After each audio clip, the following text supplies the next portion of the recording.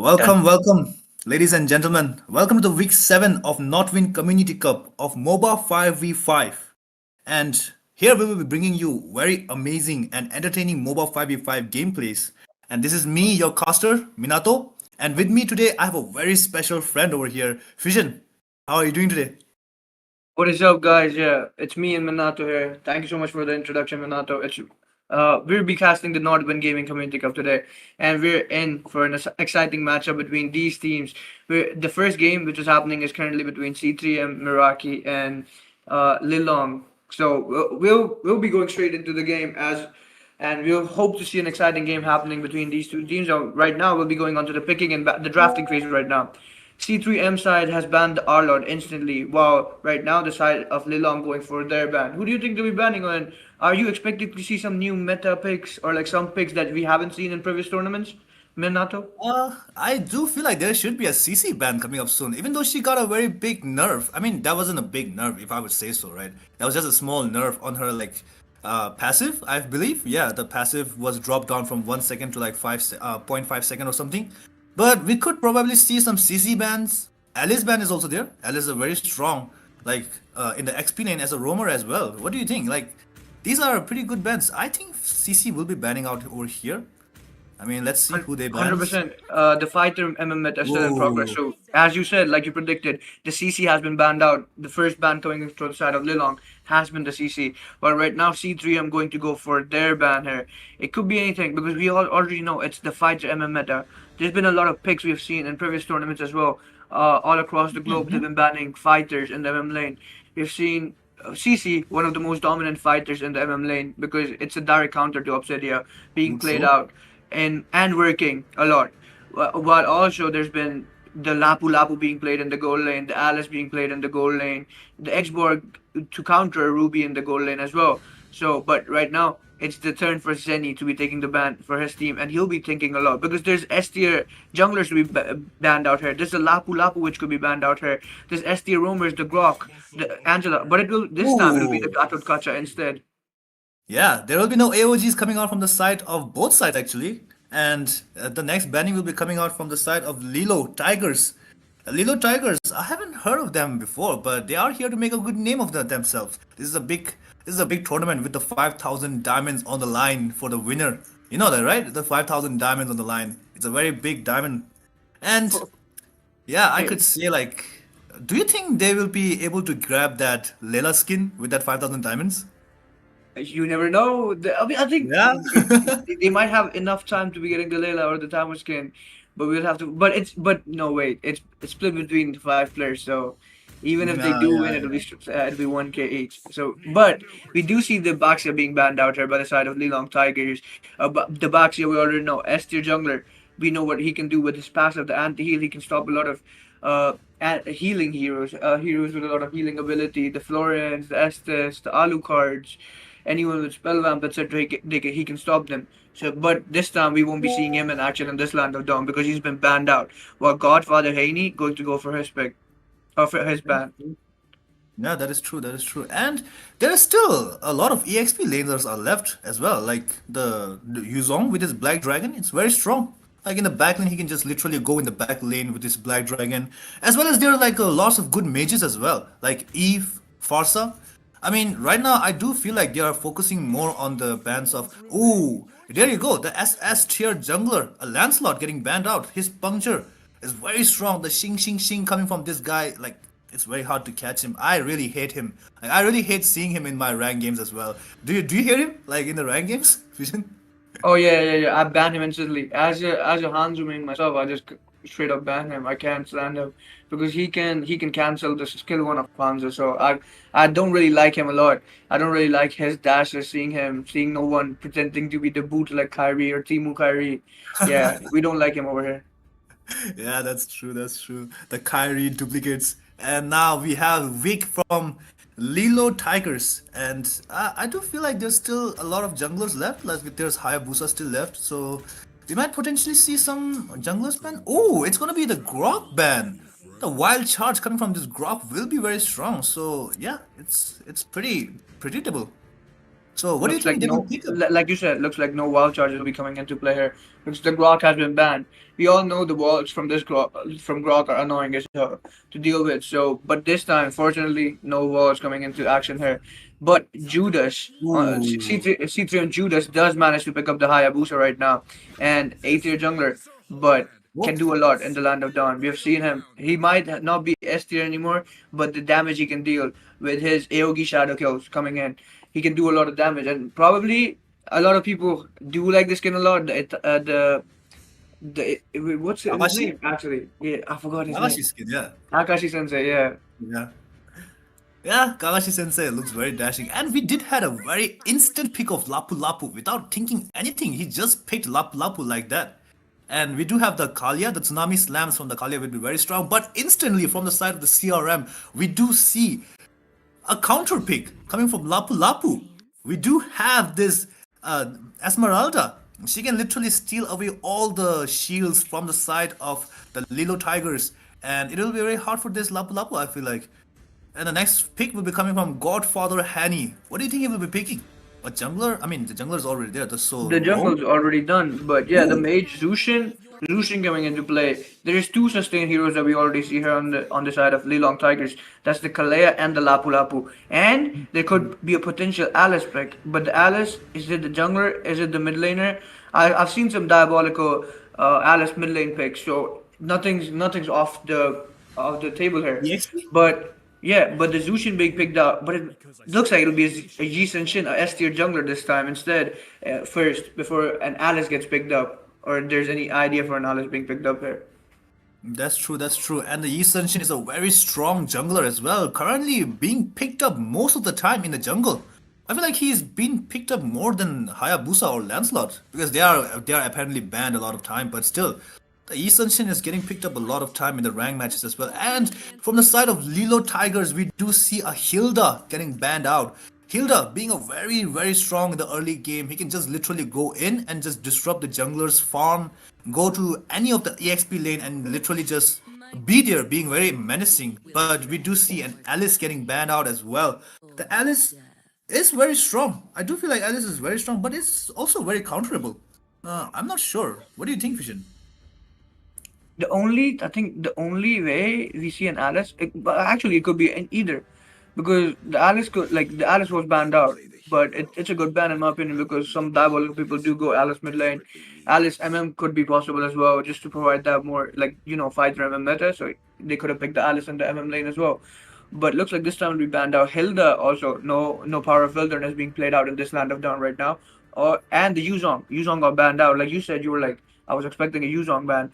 Really strong early game. We all know what the Yuzong can do with the Black Dragon form. With his ultimate, providing a lot of zoning out and a lot of damage in the early game. A lot of snowball potential by the Yuzong. So that's been banned out here. No, we won't be seeing this. But now Eve being banned out by the side of C3 and Meraki. Ooh. Yeah, I do feel like the Eve ban is a very good ban because the Yuzong can literally counter the Eve just by going in the back lane because Eve does have to stand still for her railroad manipulation. And when she stands still and the Yuzong can literally just jump on her and petrify the second skill, the first skill, and boom, she's dead, right? So it's a very what do you call it? They are very thinking so hard about this ban and picks right now. It literally shows that these players are not your common folks. They are like very intelligent and they are very like what do you call it? Very veteran in this game, right? What do you think? 100%, I agree with you. They're showing, by the way, but we have seen C3M in multiple tournaments, in multiple community tournaments of India. One of the Ooh, top teams, or always there in the top 10 at least, or top 8 of most tournaments. So this side of Lilong Tigers, even though we don't know them, maybe they'll show us something and they'll prove to us that they're one of the next top teams in this growing MLC community scene in India. But Killer Tomba right now, from the side of Lilong Tigers, going to pick up that Gunniver. Gunniver this Gunniver will probably be in the MM lane. Could be is probably a MM lane in the M lane. So fighter MM meta does work with the Gunniver. He will be looking to make those sets and get a lot of kills for his side. While right now, T3M's players Super Im and Ching going for their picks. It looks like it'll be a high loss pick though. What do you think about this pick? Do you think he will lock in the high loss? I mean, oh, they are still hovering over a lot of heroes right now. But Well, I mean, I have to like, what do you call it? I cannot agree with the when you are going to the gold lane. I mean, gold lane side. I do feel like this Lapu Lapu will be the gold lane because they do have this guy, the Esmeralda, very menacing in the EXP. So, what do you think? Like, I'm not sure about it, but we do see a Minotaur as well as the new Freya getting picked up. The Freya, I'm not liking the new Freya as much as the previous one. What do you think about the new Freya? But this fair, like you said, I kind of like it because Oh, more dashes, crazy to deal with a bit. yeah, yeah. But right now we'll see the Freya in the possibly in the gold lane because there's the Esmeralda too. I don't think it'll be Esmeralda in the gold lane though. There's more chances for this Freya being played out in the gold lane instead. While the Minotaur, we already know the healing coming from the side of a Minotaur to predict his team is crazy and really annoying to deal with. So the Minotaur being played out in the roam is really good for this side of C3M. While while the side of Lilong Tigers, is that an Argus? I think that's an Argus, right? No, that's a Kimi. That's Oh, that's a Kimi. Kimi. Kimi skin. I, Yeah. I kind of forgot the skins, but it looks like there will be a Kimi. So that I think we are seeing a Kimi mid lane. Obviously, 100%. The Kimi has to go mid lane. There's no way I'm seeing a Esmeralda in the mid lane, but the is going to go in the mid lane. A Menace in the mid lane. One of the S tier mid laners right now, and he'll be looking to do a lot of damage. So let's see how this plays out, Minato. Yeah, we will be going to the Land of Dawn soon, and we will be having the Kimi in the mid lane. Yeah, I think you're correct. Yeah, Kimi will be in the mid lane. It will be very menacing for the both sides tanks actually, because on the other side we have Zuxin and other side we have Kimi. So both of them will be doing a lot of damage in the early game, like literally from the start of the game. So now we will be going soon. We will be going into the Land of Dawn, and over here we are seeing the Land of Dawn over here. The Kimi already helping out the jungle side. No, actually, she's just camping over there. They're both taking their own lane side. The blue buff and the orange buff from the side of the YSS, and the Hayabusa taking up his blue buff over there. And we will be seeing in the top lane over here in the EXP lane, actually, Lapu Lapu versus Esmeralda. This will be very hard for this Lapu Lapu to counter this Esmeralda. Already he is getting melted down right now. And yeah, Hayabusa taking up his blue buff over here. And in the mid lane, there's already a fight going on. Hayabusa with the shadows, the quad shadow. Oh, Low already HP. takes down this Kalia. What's going on over here? Fission. He already got taken down, and it looks like another kill coming in here by the Zushin. Zushin, Godfather Haney, showing everyone why he's the Godfather from the side of C3M right now. What a kill! He already is a menace. He got 2 kills with the. Even though we already know, by the way, the Zushin, like we already know, her mana gets used up too quickly early game without the Elegant Gem. So, Yeah, but yeah. still, he managed to get 2 kills. What a play by this guy. That's true, that's true. And in the bot lane, there was a bit of a fight going on, but Kunivar did manage to get out of there. The Freya was doing a lot of damage, but in the mid lane, we can see Zuxian still being a very annoying person. With if she gets all the stacks, she can literally just throw anyone in their team line because only the YSS has this immune. But let's see what's going on over here because they don't even have Purify on the side of the Lilo Tigers. So, oh, the Retribution pops up from the YSS just to take the jungle creep, and that will reach him to level 4 now, and it'll be a very good turtle fight. I feel like the turtle will be spawning soon in 2 seconds, I feel like. Yeah. From these first 2 kills by the Zushan, by the way, what do you think? Do you think the C3M, the side of C3M, be able to show Lilong Tigers the levels in this game, like and prove it to them why they're one of the top sides in India, or will Lilong Tigers? Do you think they'll be managed to pull out some sneaky move at the mid mark or like the late game and pull off a victory for themselves? I mean, they both are like very good players. So at the end of the day, it just comes down to the team composition. So which team has a better team composition will eventually win. But from the looking at the draft pick, I do feel like the C3M Tigers does. I mean, C3M has the better draft over here because of this Esmeralda as what do you call it? The Minotaur. The Minotaur being very strong. Already a wild charge from this Minotaur, and the Gunimur gets taken down in the mid lane. That was a very bad fight for the side of Lilo Tigers, and the blue buff will be getting invaded right now. Oh, and the Yi Senshin is trying to defend his blue buff, but it's very low, and that's taken Super down. M with the Yeah. takedown of the Kalea. The Kalea gets taken down. She's 0-2-0 right now, by the way. And but Super M, he's a roamer. He's 2-0-2 though. This guy with the mid laner, they're both 2-0-2, equal KDAs. but they're both showing there. But these guys are not the main damage dealers of this side of C3M, but they're doing a lot of damage right now. Looks like Hayabusa is playing the support the way he's been playing good. I'm not trying to say he's not doing his job, but he's 003. And on Oh, paper with the KDA, it looks like he's playing the support of the utility jungler right now. But I'm quite sure he'll be able to get more kills into his bag soon. But right now we're watching the Freya and the Gunniver in the gold lane go head to head. They're freezing lanes as it stands. Well, who knows who will get the gold crab? But it looks like there's more pressure coming in from the side of C3M. While the oh. Esmeralda in a little bit of pressure, but no trouble yet so far from the side of Lilong Tigers. But in the bot lane, Guniwar does get taken down. There was a four-man gang on the both side actually, the EXP as well as the gold lane. But the Lilo Tigers, they just lacked a little bit. They just lacked over there. The team composition was not to the point. So the Esmeralda just managed to get out of there, and in the bot lane, Gunivar did get taken down. That was such a shame. She is on 0-2-0 now, and the match is 5-0 over here, and 3k goal already ahead. And Hayabusa does manage to take down this. I mean the this turtle, but it's a very free turtle. So the Gunivar knock up, Oh, and that takes down the Minotaur over there. My what a God. Violet Rakim coming in from the Gunniver here.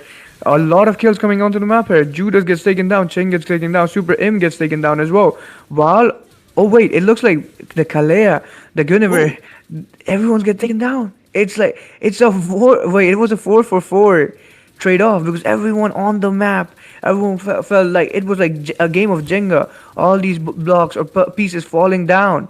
Only the two surviving, Zenny and Umar Hamza. These two were the only ones left surviving from that team fight.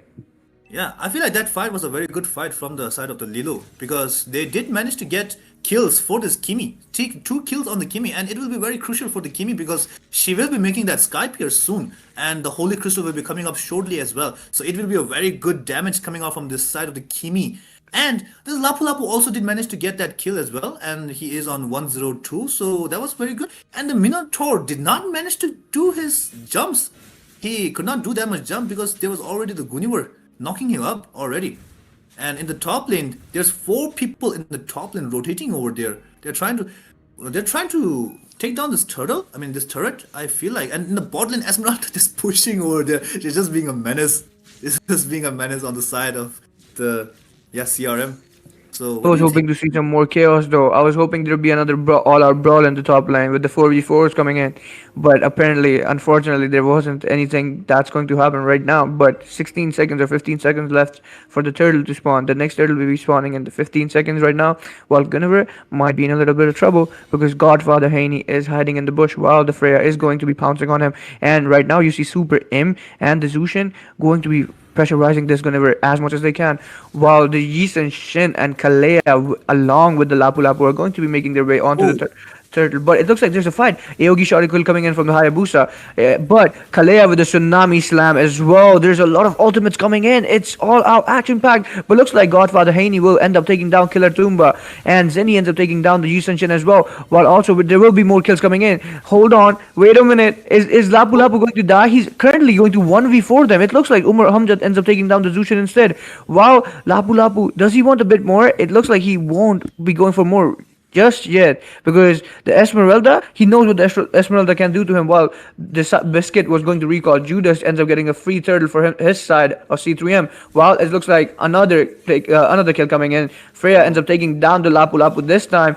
the Lapu Lapu just was too unfazed by the side of C3M. He failed to notice how amazing they are and how crazy they are when they're there. He just didn't care about them being three-man over him, and he just ended up that's losing true. his life instead. Well, right now Hayabusa are going to be securing this EXP crab, and Umar Hamza making his way down the mid lane. Yeah, that's true. The courageous blade from the Lapu Lapu was not present over there. He did not have his ultimate. So he still went over there and tried to do some damage. But in the bot lane, Zuxin gets taken down. That was such a big mistake from the side of the CRM. Zuxin gets taken down by four people over there. And it will be a very huge fight breaking down. Ching or does gets taken down as well. The Freya could not do that much damage onto the four people. They were trying to help out the Zuxin, but Zuxin already died, so they should have backed out. But they still went in. But the AoE, the Shadow Giru coming from the Hayabusa could not manage to do that much damage. And the Courageous Blade comes out from the Lapu Lapu, but could not catch this guy. Ooh. as well as the oceanic fleet from this YSS as well, providing a vision for the Hayabusa. But oh, he stunts down this Esmeralda, but no, there was not much damage left from the side of the Lilo. They did manage to bring up their gold. Look at the gold gap; it's already back to the normal stage right now. So they are saying that we are not done yet, and everybody still has their ultimates ready. Like you And the said, thing is, yeah, like you said, by the way, Minato, it's barely any goal gap left. It's like about 200 goal gap between these two yeah. teams. But we did see a lot of brawls happening in this game. Every time I thought it would be a clean sweep, maybe because the way C3M had been dominating over this side of Lilong Tigers, it was looking like it. There's not gonna be no comeback. It's gonna be a straight up early game and victory for the side of C3M. But every time there's been a brawl, the side of Lilong Tigers have managed to get a lot of kills. Oh, there's a tsunami slam coming up, and Minotaur does a lot of. I mean, did use his ultimate over there, but Freya gets taken down off camera. But in the mid lane, there's a big fight going on. Shadow Giru coming out from the Hayabusa, but could not take down anyone again. I feel like this Hayabusa is wasting his ultimate a lot of time because there's not that much damage from him. He should just farm up. I feel like the blue buff is still up right now, and the green, the jungle creeps are still there right now, right? I'd agree with you. He's not been using his Aogi Shadow Coast to their full extent or their full potential. He's been because he needs to be going in for one person, right? He needs to Yeah, be yeah. zoning there, focusing on one target, but his damage is getting distributed among multiple people right now, and that might be doing a bit of poking, but that poking is not enough because the pokes are literally not there. It's just scratches. So, but another Tsunami Slam coming in, and he won't be able to take him with him though. But there might be another fight breaking down here in the mid lane. While another Aogi Shadow Kill coming from the Hayabusa, then he ends up taking down Kalea as well. While it looks like someone is in trouble. Is it Wick? Wick might be. Well, it looks like someone else. Super M is the one in trouble because the Kimi ends up taking down Super M and Zenny. Judas now with the kill onto the Gunnever here. While also will we be seeing another kill because Wick is low HP right now. Zushin chasing him. Zushin, what a dodge by the Zushin. Godfather Haney ends up taking down Wick as well. It looks like it'll be a 2-for-3 trade for the side of C3M. What a counter from that Minotaur! Did you see that Minotaur's ultimate? Just popped up right as the Kalia was stuck over there. Everybody was literally just stuck over there, his teammates, everyone was stuck over there. But then this Minotaur just comes in with his ultimate, just knocks up 4 people over there. And there's a fight going on again, and a godlike on this Kimi. That's a very bad trade for the side of CRM. Right, this is a very bad trade for the side of CRM. The Kimi will be getting a lot of damage coming up soon with this with the holy crystal and stuff. And there's a fight going on again, Fission. You're right. You're right. Super ends up taking down the Gunnever her, and as you said, by the way, this Kimmy, the Kimmy. I don't know if he did build the Sky Piercer. He probably did because it's a part of his build. But like a S tier mid laner, I told you, and we already know this. A lot of damage. Jisung Shin ends up taking down Zushin though right now. There will be another kill coming here though. Judas ends up taking down Kalea. Umar Hamza ends up taking down the Minotaur, and says then he ends up getting the kill onto the Kimmy finally. And Jisung Shin though takes down the Hayabusa. And now they're going to be chasing Zenny. Zenny is currently 2v1. The Jisung Shin wants him. Freya coming in, but that won't be enough because he did get taken down. While Freya does end up getting a kill onto the Jisung Shin. And now he's currently on to Wick. I think this will be a victory for the side of Freya here. He's doing a lot of damage. He's going in crazy. Berserk. He's a man on a Berserker's rage. But out coming in from the side of Guinevere right now. But he won't be able to kill the Freya just yet. The shield coming into play. Well, the Freya still wants more. This guy is unfazed. He wants more kills. And he has left him at 1 HP. He's literally one hit. Will he be going to take down this Guinevere? But it looks like he will be playing it safe this time. That's true, that's true. That was a very big fight from this Freya. She literally just went in like the goddess of war she is. She was literally over there just fighting 3 people again and again. And now there's a fight going on for the Lord. Kalia trying to provide some vision, but she did the Tsunami Slam, but nobody was there to help him out. And over here, the Minotaur ults 2 people over there. The Guniwar and the Yi Sunshin gets taken down. Double kill for the Zuxin. And Kimi didn't manage to get taken down, but they can just go away. The courageous blade from the side of the Lapu Lapu did not manage to come in soon enough. He was already dead, so he was just coming from the base. So, that was a big fight. I mean, that fight went in the side of the CRM, and they will be looking to push out these turrets, the second tier turrets, and the inhibitor turrets of the bot lane is still open over there. So they will be trying to take down these turrets soon. And the Bloodwings. Oh, that's what I'm saying. The Holy Crystals are coming in now. The holy crystals. Look at Holy that. Crystal to the Gunnever. Lapu Lapu getting the Blood Wings. This means now there'll be more damage coming in from the side of Lilong Tigers, but and sustain as well for the Lapu Lapu. But looks like Zushin currently trying to zone them out, the whole side of Lilong Tigers, but it won't be enough because Yi Senshin does have a lot of damage still. He's still 5 for 11. He's still out there. And Lyric King just trying to get kills. Wow, Zushin trying to zone them out as much as possible, but will his zoning be enough for the Skimmy? Because the Kimmy does have the range, a lot of range, and he does have the pulse his ultimate because he can use to just grab the side of C3M.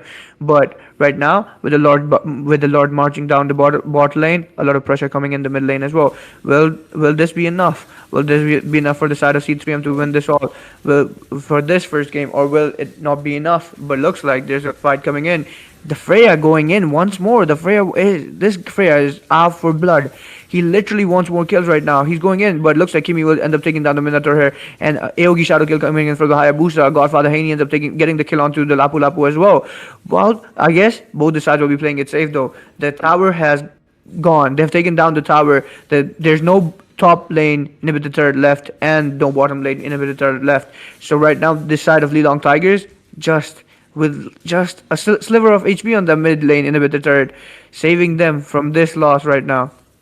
Yeah, that is true. In the bot lane, the courageous blade from this Lapu Lapu did manage to land onto two people over there, the Freya as well as the Zuxin, but they did have the Purify, so they did manage to get out just unscared, and they did take down the Lapu Lapu. Only one person from the side of the Lilo did get taken down. And as you said, that both the inhibitor turrets of the top lane and the bot lane are open, so there will be huge minions. The enhanced minions will be coming down, so it will be very hard for the side Lido Tigers to maintain their base, and they have to push soon because from the side of the CRM, there's only one turret being pushed, so it will be very hard. And in the bot lane, Judas, the Hayabusa gets taken down. There was a 3-person ganking onto him, and he did manage to take down Judas, but there's still a fight going on. Do they want to take this fight? I don't feel like they should be taking this fight because the load is spawning in 5 seconds. So it will be very hard. Oh, Biscuits gets taken down, but also Zuxin gets taken down as well. For the side of the Lilo Tigers, they do have the advantage right now. They have the Kimi still up,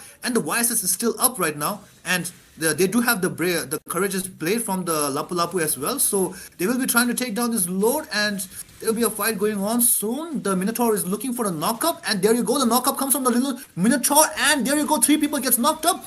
Fear does get taken down. This YSS gets taken down. There is no more retribution. The Freya is on the chase for the Umar Human, and he gets taken down. That was a very bad fight for the side of the Lilo Tigers. My God, what is happening in the base? Oh, look, what's happening over Oh, here? Valkyrie's distance was into play as well, but Kalea with this one in so many sounds. But it looks like Freya wants to end this game once and for all. He does have the minions on this side, and he's doing a lot of damage. What is Kalea doing? Kalea, it looks like he's just recalling on him. The Freya just aura farming on him right now. No way. What are we seeing? And it looks like it'll be GG's, and this one is going on to the side of C3 and Meraki here. What a way to end the game.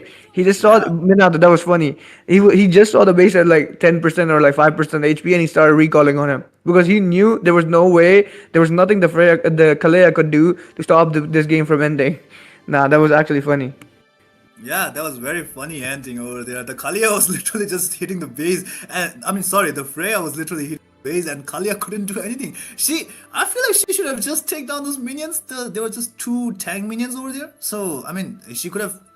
I don't know because all of them were dead, right over there. Did you notice? Like all of them were dead, so there was just Kalia. I mean, it's still on the side. The first game of the first tournament will be on the side of the CRM, and we will be starting the match soon. So the next match will be starting very, very soon right now. So yeah, and now we are on the Custer's deck over here. The first match was it was very entertaining actually. I thought that they were going to come back. Like in the mid game, there was like a very big fight happening, and this Lapu Lapu did manage to take down a lot of people over there. But the Freya just pulled up in the late game, right? Right, Fishin? We thought, like early game, I think I personally thought the Freya was making some really bad decisions going into places where he should not be going, and he was like just a bit too rushing too deep into plays, and he was dying, he was losing his life. Didn't think the Freya would be able to do much, but in the late game, he his Valkyrie's descents were really amazing. The way he outplayed the enemy, the way he got the kill on the Yi and Shen, the way he chased the Lapu Lapu, got the kill on him as well. Gunnar was trying to take him down, but he couldn't take him down with his shield, and it looked like for a second it looked like he might get a triple kill. He might, but suddenly he just had someone, probably someone in his ear saying, "Yo, bro, you gotta come back. We like you can't risk this because if you die, we might not be able to take this next objective." So he did manage to go withdraw from that fight, and he did leave the Guinevere alone that time. But at the end, it looked like without the Hayabusa, there was no way C3M was going to take this Lord for themselves. And but still, the Zushin, the Minotaur, the Freya went in, and at the end, even though they might have lost the Lord this side of C3M, but this Freya had some other plans. He saw this push coming in from the minions on the bot lane. He went there. He took the Kalea on 1v1 and just Yeah. aura farmed and won the game. Showed them why sometimes, sometimes these neutral objectives, even though they provide a lot to your side, but they just aren't enough to stop you from losing the game. So he just showed that with and ended the game with just minions on his side. That's true. That's true. And I do feel like the from the side of the YSS, the Oceanic Fleet was over there with him. He did have this ultimate, but I'm not sure what they were thinking because they did have the Freya as well as the Minotaur over there, and there was also one other person as well. I don't remember quite, but they did have three people over there, so they should have just did the Lord dance and should not have taken that chance to take the Lord and should have just backed out when they saw like there was three people coming up. I mean, I do feel like they thought that they could have a chance to take down the Lord and end the game, but it was a very big mistake coming from the side of the Lilo Tigers. Uh, yeah, I do feel like that could have went other way around. I mean, what could have gone other way around? What do you think, Fission? I don't think. I think it could have been played much better, like you said. Like the side of Lelong Tigers could have played it much better on their side because they did have the number advantage on the side of C3M. But it's always like these players from the side of C3M are big game players. They have tournament experience, and I don't know if Lelong Tigers do have as much tournament experience. So it comes down to that as well. So the decision making in that moment, because this side of Lilong Tigers is probably trying to prove that they're one of the top teams as well in this tournament or ML scene in India. So I guess the pressure got to them maybe a bit because there's a lot of Yeah, ways I could think that they could have won the fight there. Someone could have zoned them out. They had enough. They had who I think the Lapu Lapu was alive as far as I remember. So they could have zoned them out a bit more better. They just needed to zone out the Minotaur and the Freya, but it just looked like the Minotaur and Freya were just too much for the 4 man or 5 man of Lilong Tigers, and they just couldn't do it. oh yeah, and I do feel like I mean, yeah, I do remember they had the Esmeralda still there as well. So Esmeralda was damage Yeah, onto but the right Lapu now, Lapu. yeah, but right now, the game one is over. We'll be heading down to game two right now. The drafting phase is up, and this is a best of three game. This time, the side of Lilong Tigers need to get a win. This win or this game is really crucial for them because if they end up losing this game, this best of three series will be going on to the hands of C3M, and C3M will be going further in this tournament, in this Nodwin tournament right here. But right now, we'll be seeing the picking and banning coming in from both these sides here. Right now, Biscuit going to be banning out the box here. We already know what the box can do. He's S tier jungler. Not much more to say. This guy is like one of the best junglers right now. Like Lancelot. There's the Lancelot, there's the Fredrin, there's the Yi Shen, and then there's the box here. But with the side of C3, I'm going to be banning out the Arlot. No final slashes coming in this Land of Dawn right now. We all know Arlot can make a lot of setup plays. We've seen Sanford do it in MPO. But you never know. Maybe this side of Lilong Tigers does have a Sanford here that we've never seen before. So there will be no Arlot this time. Wow, Killer Tomba going to be going for his ban for the side of Lilong Tigers. Who do you think? Do you think they'll keep the same bans, the CC bans and stuff, Minato? Uh, I do feel like the Freya did had a lot of pressure in the previous match, so potentially a Freya ban as the respect ban, maybe coming from the side of the Lilo Tigers. We don't, we never know in this draft pick because I mean, me and Fusion have casted a lot of matches before, but we never know what they ban, what they not ban, because it could be a respect ban, but it could also be a meta ban as well. But it's going to be a last minute ban, and it's going to be the Gadot Kacha getting banned, no AOG from the side of CRM or the side of the Lilo Tigers. So there will be no set given by this Gadot Kacha. So now we are going towards the side of the CRM Zenny. He will be trying to ban out. I do feel like the CC will be banned out again from the previous match. We did see CC banning out from the CRM, so could potentially be a CC ban or an Alice ban could be there, but not sure. Me personally, I think that they'll be banning out the meta heroes here, like earlier, previously, because I didn't think there was. Maybe they do ban the Kimi though.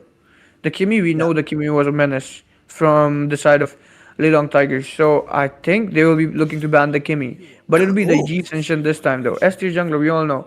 It does not matter who's on this S tier jungler, fast farming everything. Does a lot of damage as well. So G Ascension will be getting banned out right now. But I think C3M would probably. I still am hoping or thinking they'll still be banning out the Kimi, or they'll be picking it up instead, because at this point the way that Kimi was playing, it looked like he might be able to make a comeback for their side, but right now we're going to be going for the Hayabusa ban, so no Aogi shadow kills coming in this game. But I was not too impressed personally by the Aogi shadow kills coming in. no, But me then too. again, you never know. He is still a top tier jungler, and he still needs to be banned out, so he'll be banned out this time. While C3 I'm going to be going for their ban right now, Minato.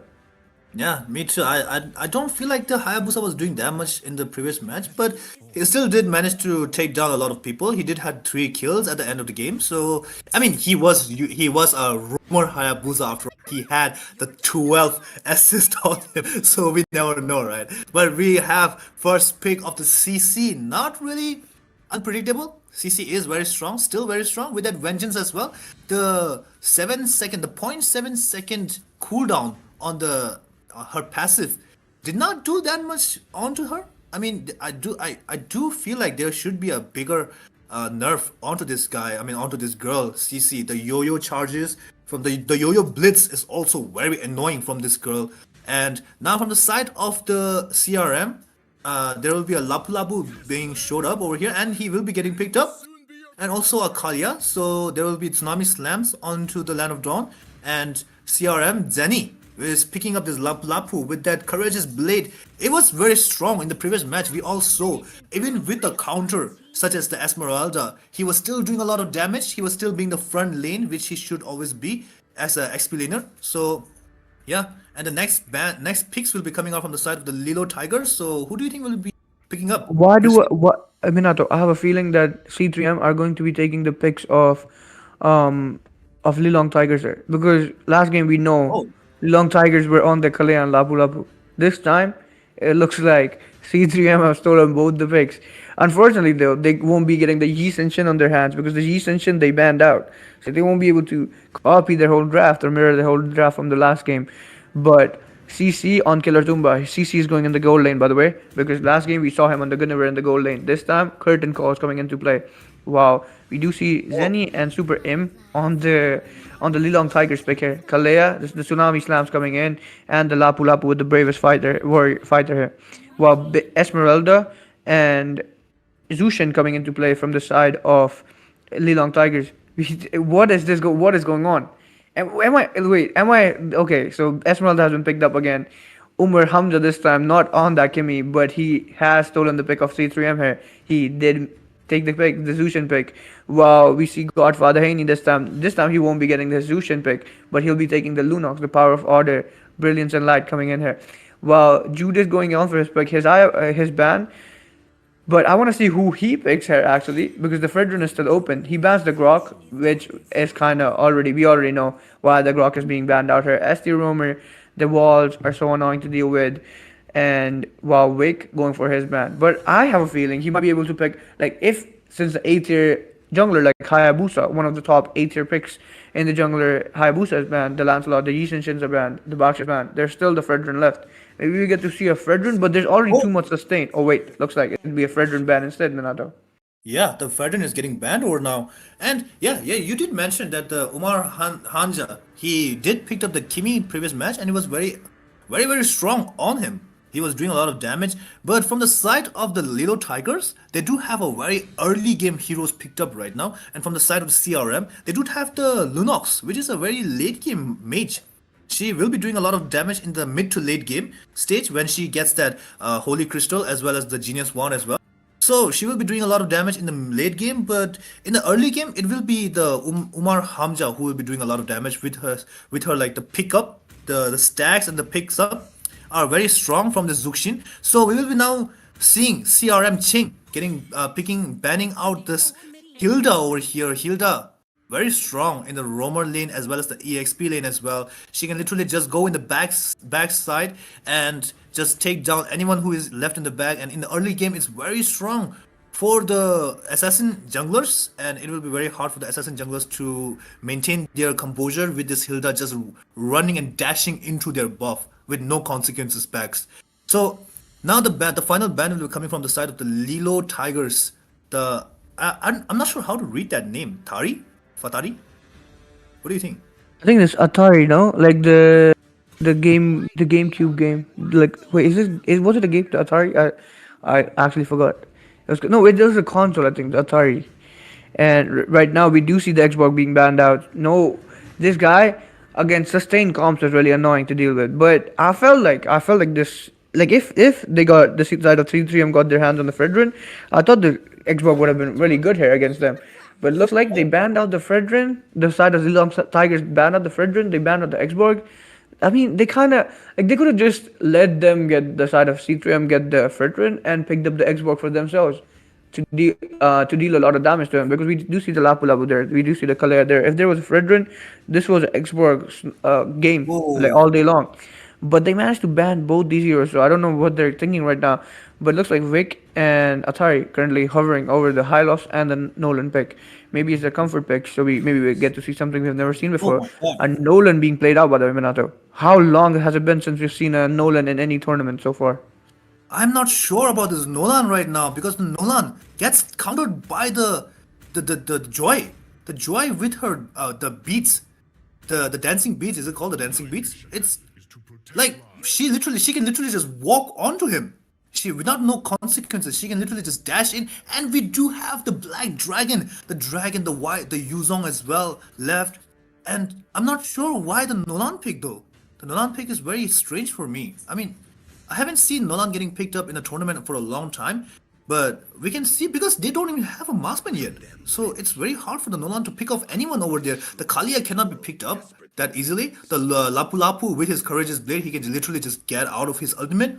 The Lunox has his light form to get out of the Nolan's ultimate as well. This Joy can literally just dash out with the music beats. And the dragon. Like, are you gonna kill the dragon with your ultimate? Like, who are you going to kill now? I'm not sure about this Nolan pick. Yuzong is in the goal lane, by the way. This is something exciting. I'm looking forward to see this. I know the Yuzong does win early game against mostly every EXP laner and does a lot of damage, obviously. But right now he's against the CC, so this will be very fun to watch because we have seen a lot of picks, obviously, in the goal lane. A lot of fighter picks. We've seen the Lapu Lapu being played out, the Alice being played out, the Xborg being played out against the CC. They took the CC, they banned the Xborg. Okay, now I see the vision, low key, because the Xborg would have directly countered the CC, but they still had the Yuzong left, so they picked up the Yuzong the side of C3M. And right now, as we go into the Land of Dawn, we'll be able to see these two teams duke it out. And there's some interesting picks. The Nolan, we've barely seen a Nolan in any sort of tournament recently. So the Nolan being played in jungle, we know Nolan is a glass cannon. We know the damage that Nolan can deal, but we also know he can be taken down really easily. And Esmeralda as well here. Oh, and a Hylos, sorry. I mean, a Hylos is being played as well. The Glorious Pathway is coming in. But wait, looks like there'll be a pause first. I But what mean, do you think about these picks? Who do you think is the better draft, by the way, Minato? for me personally, I do feel like the CRM does have the better. I mean, the C3M, is it C3M has a better draft because I mean, I'm not just talking about the meta picks right now, but I'm just looking at like the draft of them, right? So they do have this Nolan over there on the side of the Lilo. I mean, they do have the CC, which can do a lot of damage in the late game to early game. She is literally the SS EXP in the gold lane right now. I mean, she does not have that much of a counter. I mean, the Yuzong does counter a little bit, but still she does have that vengeance to counter him back, as well as the first skill doing a lot of damage, and the what do you call it, the beats, the yo-yo beat, the yo-yo blitz as well, they do a lot of damage. So I'm not sure about what's going to happen in the late game as well. The Nolan does fall off in the late game too. So we will be going into the land of dawn right now, and in the mid we already do see this Zuxin putting a lot of pressure onto this Lunox as well. I did mention that Lunox is a mid to late game match, I mean hero, so it will be very hard for this Lunox to take down her mid lane, I mean the mid lane minions. But the Tsunami Slams comes on, but cannot pick off anyone because this Zuxin still very strong, as we all know. And in the top lane, as you mentioned, this Yuzong is in the gold lane. It's very fun to watch this match now. Yeah, what do you think now? Like I said, this game will be one to watch because I'm really excited to see this gold laners go against each other. We are, like you said, we already know CC really good in the gold lane, but Yusong barely being played out, because whenever we see a CC being played out in the gold lane, we usually get to see an export countering her. But this time it'll be a Yuzong instead up against her. While we also do see a Nolan this side of Lilong Tigers going in the mid lane. Wait, Duke looks like they'll be pressuring the Lapu here, but do they know that there's a Lunox hiding? And we also have Super M on the Kalei hiding here. But it looks like there's a four-man. They're trying to pressurize the EXP lane first as much as they can. But this Atari guy will be going for the kill, and it won't happen just yet because Super M kinda predicted it from happening because he was hiding in the bush.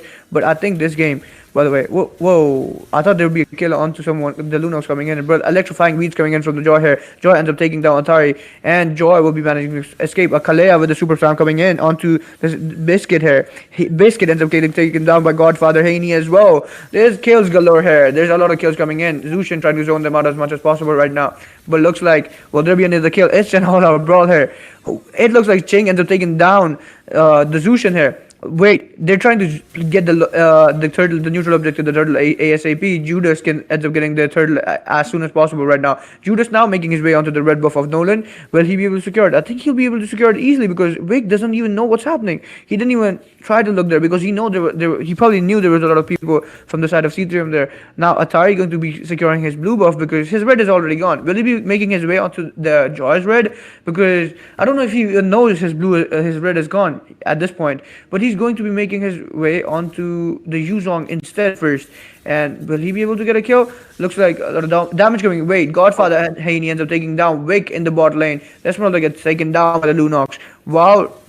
Yeah, the EXP lane, Lapu is free farming. He does have an advantage right now. He'll be hyper cutting here, and he'll be getting this farm or the minion waves out as soon as possible so he can rotate. What do you think about these fights going on so far, Minato? I mean, in the mid lane, we did see Nolan get picked off by this Joy, and I was saying in the draft pick as well, because I don't know, this Nolan cannot do anything against this Joy, because the Joy with the magic beats, and she literally just come in and just do some damage, and nobody can do anything onto this. Like, what are you going to do? Who is it going to stun? Like, who is going to stun him?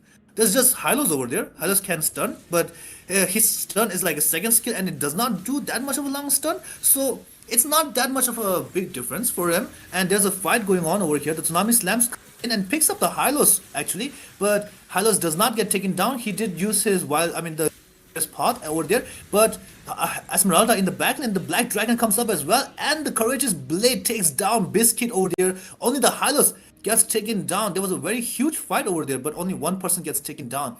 But as I was saying, this Nolan right now cannot do that much damage onto anyone. We did see in the top lane over there, he was trying to gang out this Yuzong over there, but his ultimate, the Cosmic Gorge, did not do any damage onto this Yuzong. He can literally just come out of it. And he does have the Petrify, the third skill as well, to just dash out of the ultimate of Nolan. So, and right now there's a glorious path coming from the Hylos over there, and the Joy does takes down the turtle over there, and the Courageous Blades comes in, and CC shuts down this Lunox over there, and CC does gets taken down as well. The magic beats coming out from this Joy as well, and the Hylos gets taken down as well. 4 people on the side of the Lilo Tigers gets taken down. And yeah, the match will be continuing, and they will be trying to take down this mid lane turret. What happened over there? There was a very big mistake from the side of the Lilo Tigers. It's just as simple as C3M showing the levels against this side of Lilong Tigers here. By the way, another Oh, kill coming on. Atari getting the kill onto Ching here right now. Looks like Judas has managed to secure the top lane in with the turret. While there'll be another fight breaking loose, it looks like Zenny is low speed though. Curtain call coming onto Zenny from the side of the CC here. But will they be able to do enough damage to take him down? Because Zenny currently is surviving, but he's low HP. Umaraja with the kill onto Zenny here right now. And another kill. Biscuit gets a kill onto Super M. But electrifying beats coming into play. Godfather and Haney ends up taking down, getting two kills though. Atari with the kill onto Godfather Haney to shut him down. Judas with the kill onto Hylos, and Atari gets the kill onto the Joy as well. It looks like there's kill galore here. It was all out brawl. We saw a 3-for-4 trade. But this time, this fight is going on to the side of Lilong Tigers here. Even though they've been behind, it looks like every time there's been all-out brawl in game one or game two, it's every time Lilong Tigers does get something off of it and does end up making a comeback. But will that comeback last long enough to give them a victory, or will they fall prey to the hands of C3M yet again? yeah, the Yuzong did look to be in a very bad position, but why is he going back in? I mean, the fight is over. Bro, run out. Just get out of there. Why are you still going back in? You already used your Black Dragon. You don't have anywhere to run. But the electrifying beats comes up from this Joy and does manage to take down the Zuxin. It's a 1-for-1 trade right now. But currently they're still fighting right now. The Tsunami Slam might come up over here. But no, the Tsunami Slam did not land on anyone, and they just disengaged. And the turtle, it's a free turtle for the side of the CRM right now.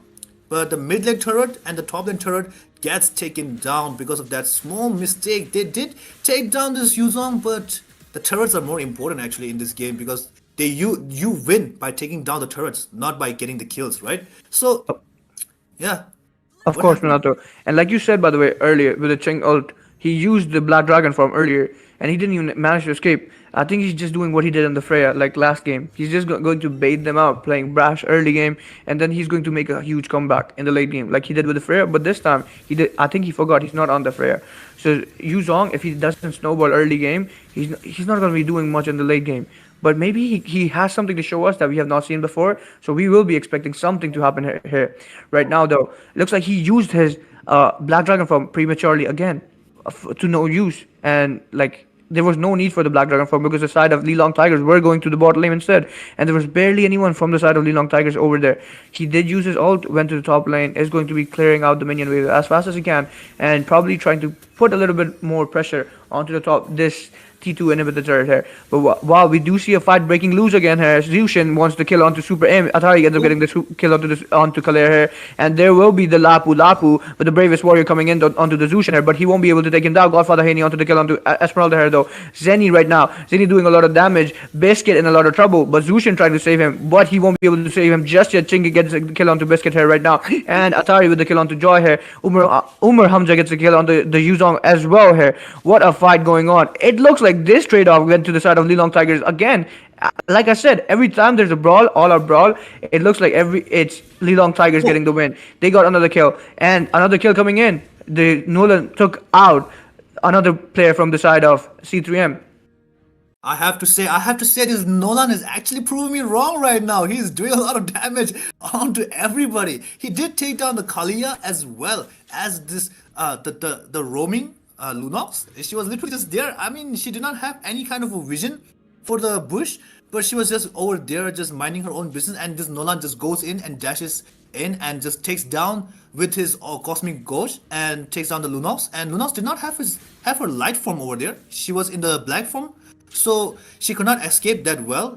It was very sudden, so it was a very out of nowhere pick off onto this Lunox. And now the match is slightly turning into the side off to the Lilo Tigers. But in the previous match also this did happen. In the previous match in the mid game this did happen. But now we have to see if they will be able to capitalize onto this. They are coming up, so they have to capitalize on it. So the Lord is spawned up right now. The side of the CRM, they are all already over here. They are already in the position. But the Nolan as well as the CC is still in the top lane. But there will be a Tsunami Slam coming on over there. But the Purify does not manage to help this Esmeralda, and she does get taken down. But over here, Hylos is still looking in a very bad position. He did use his glorious path, but that did not manage to help him that much. But in the bot lane, the Petrify does come onto this Nolan, and Nolan gets taken down. That's a free load for the side of the CRM over there. The CRM are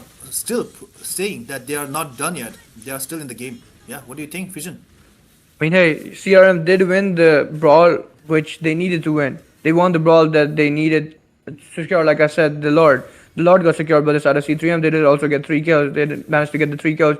Joy, by the way, managed to escape earlier. But this red buff, again, Atari's red buff, is in a lot of trouble by the side of C3M because Super M and Super M and Zenny are there, and they have managed to secure it. So there's no red buff going on for this Nolan right now. He won't be getting it because the damage boost that the red buff provides is really essential for the Nolan. Because as I already stated earlier, in the drafting phase, he's a glass cannon. He does a lot of damage, but is like a mosquito. He could get taken down any moment. And in a team fight, he either has to get a kill and dip, or he's getting taken down. That's as simple as it goes and as simple as it is. But right now, Nolan will be trying to defend against this Lord in the top lane. Wow, there's a fight breaking down in the mid lane. Electrifying Beats coming out from the Joy. Electrifying Beats does manage to catch the Zushin off guard, and he ends up getting taken down.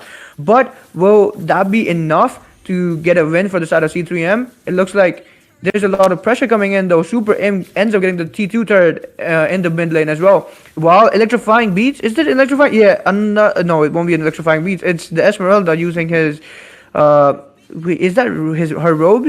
She's using her robes to her advantage. Black Dragon form coming in though from the Yuzong, but he uses it. He cancels it early, and he's already on his form, Black Dragon form, early, and he secures the T3 inhibitor turret. Ching ends up taking down Hylos. Now Umar Hamza taking the kill onto the Kalea as well, doing a lot of damage. Zenny in a lot of trouble. Zushin gets the kill onto Zenny as well. He does have the Sky Piercer, by the way, so that's 20 stacks. But Godfather Haney, the Lunox, had some other plans. He ends up taking down the Zushin and gets a kill onto the Zushin here. So it looks like he won't be getting more stacks on the Sky Piercer, but Ching managed to escape here. Electrifying Beats coming out from the Joy here. Will he be able to take down someone? And he did end up catching the Nolan. The Nolan ends up getting taken down by this Joy right now. But Vic in a lot of trouble. He's low HP, but that won't be enough damage coming in from the side of Godfather Haney to take him down just yet. And it looks like the side of Lilong Tigers will be surviving for a few more minutes here. Yeah, that's true, that's true. And they are getting spawned up right now from the side of the Lilo Tigers, so they will be disengaging. I mean, the load is still spawning in like 40 seconds, so it's already 12 minutes. And if you die right now, so it will be like 40 minutes, 40 seconds or 50 seconds, something like that for the respawn. So it will be very crucial for the side of the CRM. So they will be disengaging, and they are trying to look for a fight. Lilo Tigers, they are still trying to look for a fight over there. But in yeah, as you were mentioning over there, in the top lane, there was a lot of engages coming in. The Black Dragon zoning them out as well. The Black Dragon, that was a very good Black Dragon from the side of the Ching. And yeah, as I was mentioning earlier, the Judas with his the electrifying beats, it's very hard for the Nolan, the Atari, to just get out of him. Like it's just going to dash again and again into you, and when he does not have the blue buff over there, so he cannot spam his like passive or his second skill. The Nolan did used to be very strong because of his first skill. The skill was literally 1 second cooldown, and now for the after the revamp, after not the revamp, after the nerf, it's very hard for him to spam it. Just that's literally what I was saying. The electrifying beast literally just comes in and just takes him down, and that was a glorious path from the side of the biscuit. I don't know why he used that over there. He just managed to take down, help his teammates to survive, but there was a bait from the side of this Ching. The Black Dragon was just a bait because they were trying to take down the Lord over there. So it was a very it was a bait from the side of the Ching. So that's a very crucial there's a very crucial ultimate from the side of the Lilo Tigers, and the Lord will be marching in from the mid lane, and it might be the end for the Lilo Tigers. I feel like it's very hard for them to defend right now. And Judas did just now get his the penetration item for the mages, and the fight will be breaking out again. The glorious path does get popped up, but the killing spree onto this Lunox with her ultimate just takes down, and there's a double kill on the Atari, and they will be looking to take down this turret over here, and that will be game GG, game 2 on the side of the CRM. They will be moving forward into the game, and yeah, that's a bad luck for That's a bad luck for the Lilo Tigers. Feels bad, but still, what can we do, right? Yeah, what a commendable fight going on from both these sides here, but unfortunately, this time the side of Lilong Tigers won't be able to prove what they're made of just yet in this Nodwin gaming tournament here, because C3M again proving why they're one of the top sides in the ML scene from India, and they'll be clutching this best of three series with a 2-0 victory for them. And now it's been your casters, your boy Fission and Minato here, and we'll be going on to a short break for game three. See you guys soon.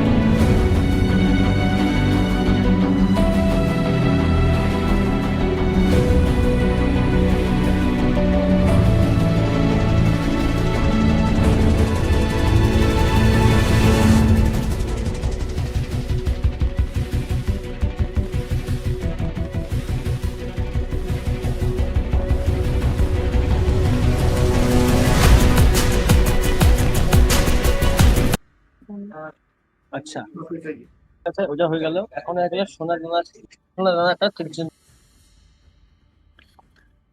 Welcome back, ladies and gentlemen. And for the next match of this day, the day 7, the week 7 actually, for the Nodwin Community Cup, we have the 7 Seas versus the ETR, the Eternal Torments. We do know the Eternal Torments very well.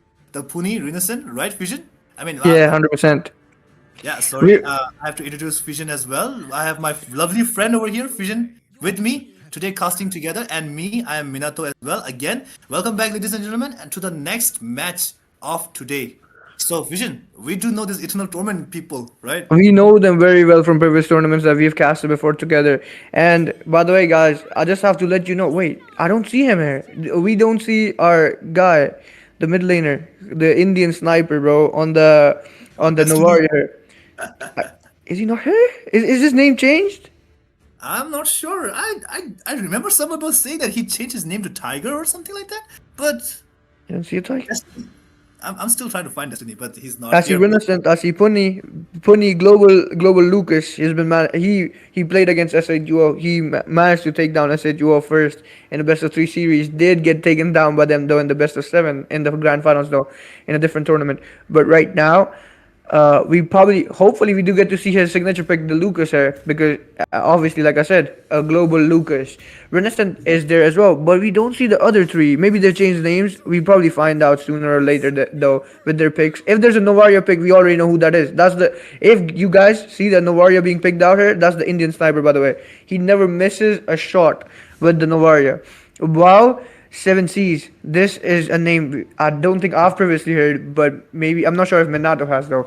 But Lancelot being banned out, Lapu Lapu being banned out, S tier jungler, S tier EXP being banned out here by the side of Seven Seas, while ETR going for the old-fashioned uh, clinical pick or clinical ban here. CC being banned out. No curtain calls coming in this game in this Land of Dawn, while the Kalea being banned out as well. So no tsunami slams either. This menace, this mermaid, this little mermaid won't be getting played out in this game. What do you That's think true. about That's these bans so far, Minato? That is true. That is true. Yeah, as Fission was mentioning earlier, we are not glazing this guy, but we have seen this guy a lot of time. The Destiny guy.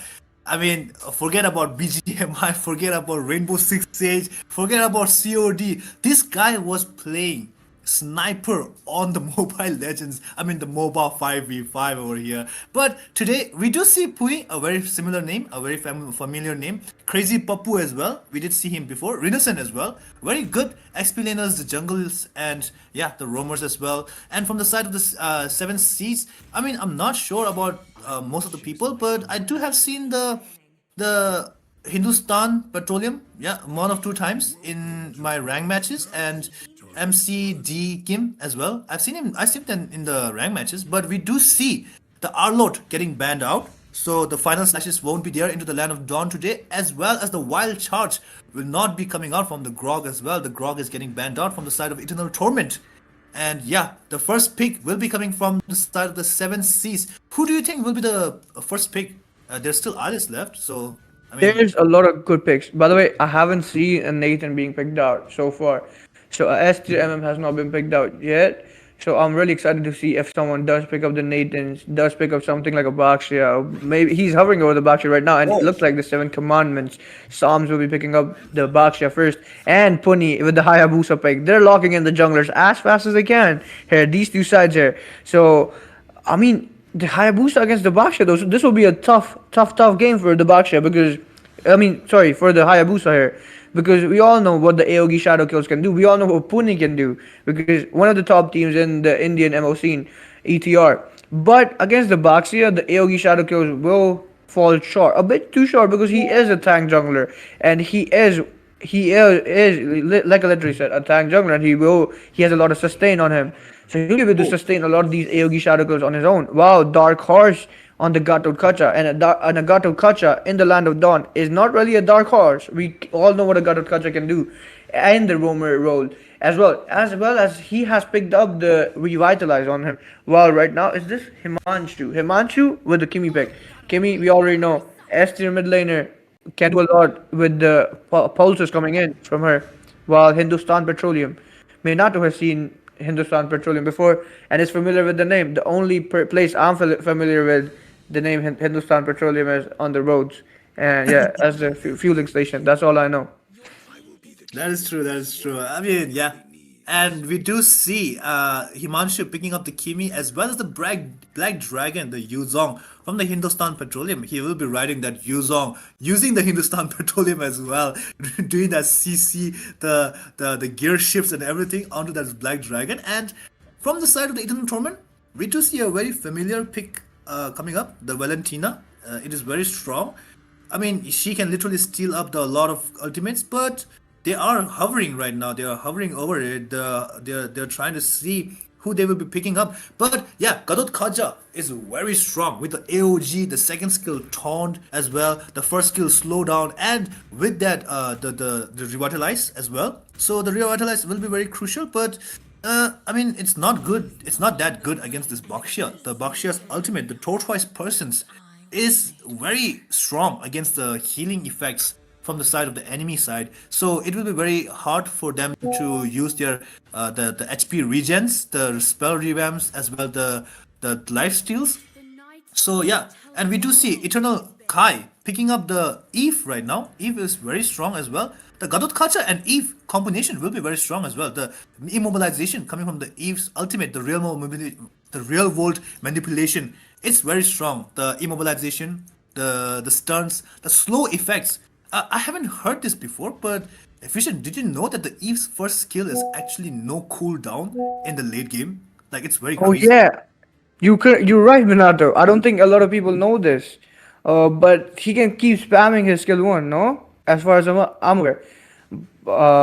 Yeah, I don't know if the 7Cs know this, but they probably know this. They're tournament players. They're playing in semifinals. They're big game players. Come on now. Like, we have to give them their credits. They probably know this. We can't be undermining these guys. That's true. That's true. Yeah. I mean, they of course they knew. That's why Eve is now in the meta because before Eve did had a lot of what do you call it? The CD on her skills, but now after some revamps, not revamps, sorry, some buffs, she did get a lot of buffs. So it is very crucial for the side of the Eternal Torments to keep this Eve very safe from this Black Dragon. The Black Dragon literally just go in the back lane and take down the Eve while she is using her real world manipulation because she will be standing still over there. So while using her ultimate is similar to the Farsa's the Feather of Heavens, and yeah, they will be standing still. So it will be very hard for her to get out of that Black Dragon's ultimate. The Petrify will be coming on to her. Like literally, the Petrify in this whole match, we can literally just assume that this Petrify from the Yuzong will be literally for the Kai, Eternal Torment Kai, on the Eve. And now, the next phase of the ban, we do see Esmeralda getting banned out, the Hylos getting banned out, as well as the X-Borg, as well as the Nathan, as Fission was saying, Nathan being the S tier in the gold lane. So yeah, it's very, I mean, we can predict that the Nathan is getting banned out because they haven't picked up the gold laner yet. Yeah, so the next pick will be coming from the side of the Eternal Torment, who will be taking, they getting picked up. So what do you think, Fission? A lot of good picks coming here. But Crazy Papu right now, yo, we already know what Crazy Papu can do. Yeah, his name was something else. It was like Super Prime Papu earlier, and so Super Prime Papu, we all know what he can do. Uh, but right now he's on the Alice, and we have seen him on the Alice before previously. The revamped Alice, a really strong, a really sustainable EXP laner, and yeah, we'll be seeing him on the Alice yet again. While bro, they caught us.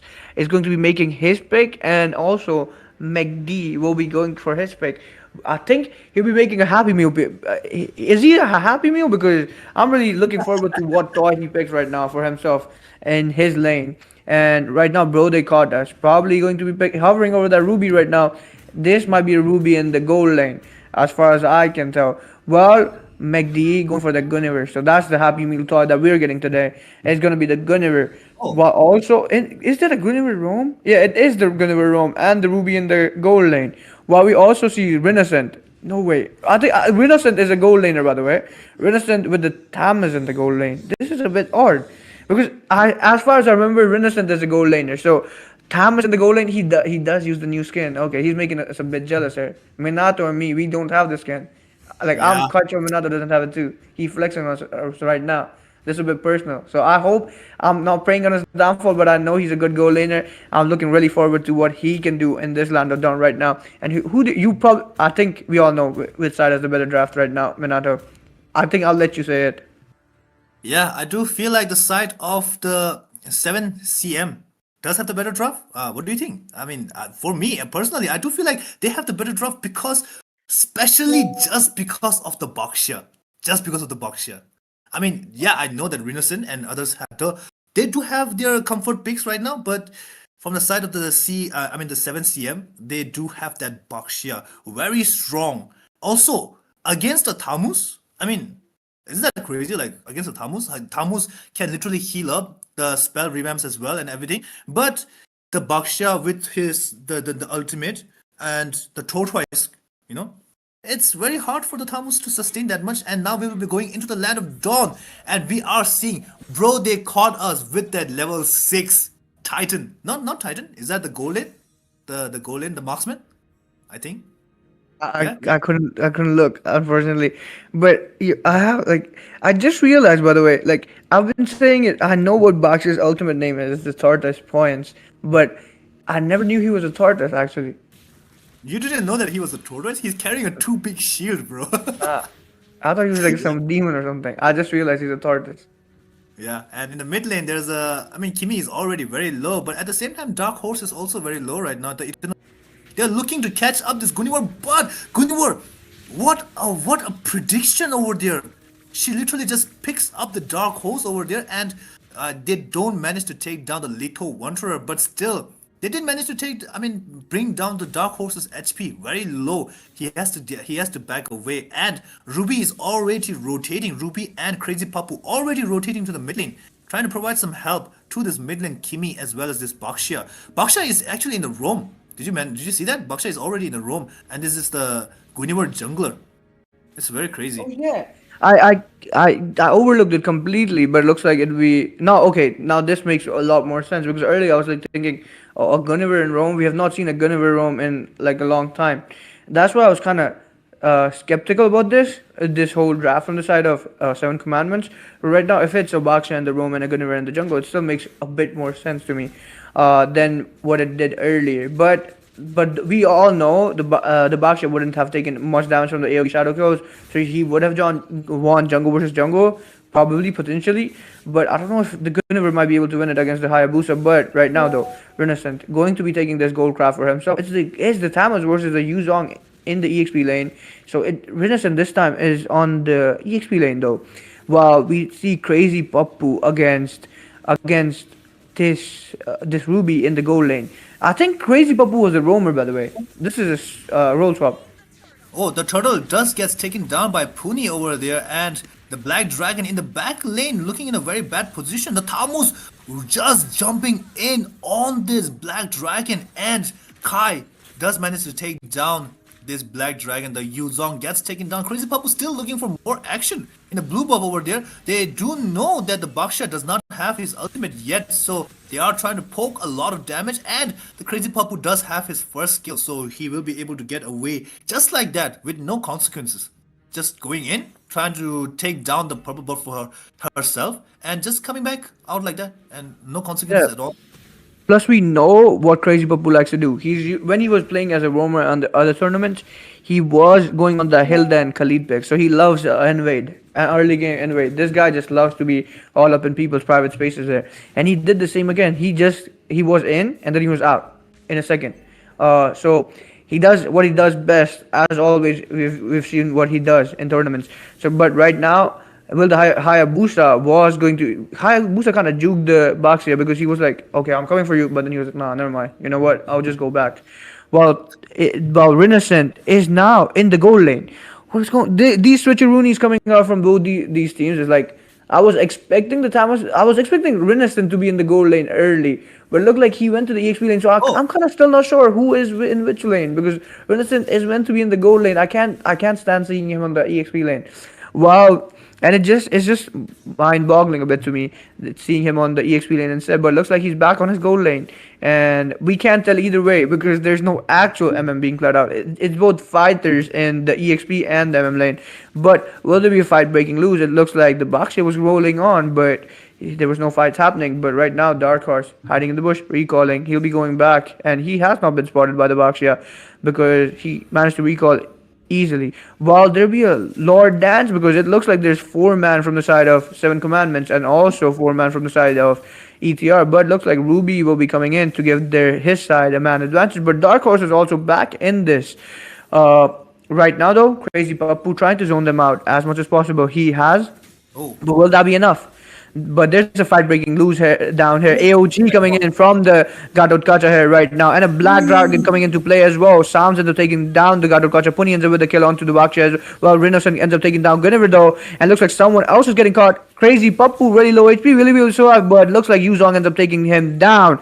So Puni with the kill onto the Yuzong though. He ends up getting revenge for his teammate. But right now, Puni going to be getting this neutral objective for his side, the side of ETR, really easily here without any contention coming in from the side of Seven Commandments though.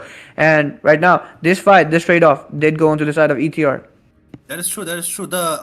Over there, a lot of ultimate just popped up like out of nowhere.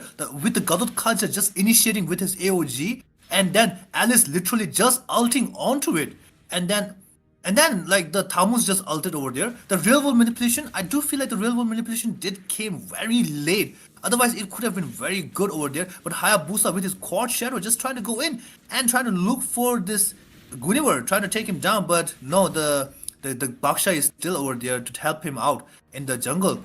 But yeah, Puni. I mean, earlier Puni did manage to get taken down over there. Still trying to take the same buff, the same jungle creep. He did manage to take down. I mean, he did get taken down. But over here, the Shadow Guru comes in and does it manage to take down the Baksha? Yes, that was enough to take down the Baksha. Baksha couldn't sustain that much with 3 people just jumping onto him over there. And yeah, the Gadot Kaja just doing a lot of damage as well as the taunt from his second skill as well. And the basic attack, the passive as well. And the mid lane turret also gets taken down by Puni over there. And the Black Dragon trying to zone the Puni out. But Retribution comes in.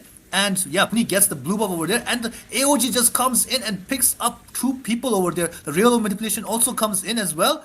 But yeah, the Kimi also gets taken down as well as the Black Dragon. This Black Dragon is being very aggressive right now. I mean, he does not have that much gold, still being very aggressive. Vision. Percent. By the way, I also wanted to mention that the fact that we did say Baxia can sustain a lot. Obviously, a Baxia can sustain a lot, but Baxia is not immortal. He does not have a Hisoyam cheat code from GTA, so he will be taking a lot of damage. The way he fell down, I don't know. Like that Happy Meal was going on to the side of ETR though, and he did end up getting taken out by the side of ETR and by Puni. But there's another fight coming into play here. Puni with the Aogi Shadow kills onto the Guinevere. He ends up taking down the Guinevere as well. Wow, there might be someone else getting taken down. It looks like a Kai with the kill onto the Yuzong right now.